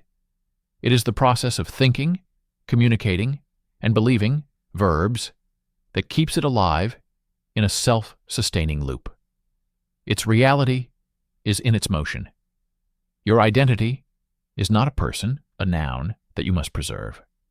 You are the process of living, changing, and experiencing, verbs. The ship of Theseus stops being a paradox the moment you realize you are not the ship, but the voyage itself. Freedom is not having infinite options, nouns. It is the act of committing, investing, and loving, verbs. The joy of choice is found not in the endless menu, but in the single, heartfelt act of choosing and then letting go. And authenticity is not a real self, a noun, that you must find. It is the process of acting, growing, and expressing, verbs, in a way that feels true to your present moment. You do not have authenticity, you do authenticity. When you make this shift, the anxiety that these paradoxes create simply dissolves. You stop searching for solid ground because you realize that the beauty of life is not in its solidity, but in its flow. You stop fearing that the world is unstable, and you begin to see that its constant, fluid motion is the very definition of what it means to be alive. A river that stops flowing is dead. A self that stops changing is a monument, not a person. The wisdom of the flow. This is not just an abstract philosophical idea. It is a practical guide to a calmer, more peaceful existence. Each paradox, once seen through this new lens, offers us a simple, beautiful piece of wisdom. From the bootstrap paradox, we learn to let go of our obsession with beginnings. We learn that meaning is not found in a story's origin, but in our participation in its telling. You did not have to invent the language you speak to use it to express love. You did not have to create the world to find your place in it. Your role is not to be the source, but to be a courageous and honest part of the flow. From the ship of Theseus, we learn the art of graceful release. We learn to let go of the past versions of ourselves and others without mourning. We can love the memory of the person our friend used to be, while also loving the new person they are becoming. We stop trying to hold on to the old planks of our identity and instead take joy in the process of our own reconstruction. We learn to love the flame, not the wax that it consumes. From the paradox of choice, we learn that commitment is not a prison, but a liberation. We learn that joy is not found in keeping all our options open, but in the profound peace that comes from closing a door behind us. It is the discovery that true freedom is not the ability to have anything, but the ability to be fully present with something. It is the art of choosing a path and then finding your world in the act of walking it. And from the paradox of authenticity, we learn the most liberating lesson of all. We learn to let go of ourselves. We give ourselves the permission to be inconsistent, to change our minds, to be a work in progress. We stop judging ourselves against a fictional, static ideal, and instead find peace in the messy, beautiful, and ever-changing reality of who we are right now. We stop hunting for the ghost in the machine and realize that we are the music the machine is playing, drifting off calmly. And so we arrive at the end of our journey, back in the quiet of your room. The mysteries we have explored have not been solved. The world is still a strange and paradoxical place. The ship of Theseus is still two ships at once. The authorless book still has no author. The Hall of Mirrors still glows on your phone. But something inside you has changed. The goal was never to make the world less mysterious. The goal was to make you less afraid of its mystery. The purpose of this journey was not to give you answers that would allow you to sleep soundly because you have figured everything out.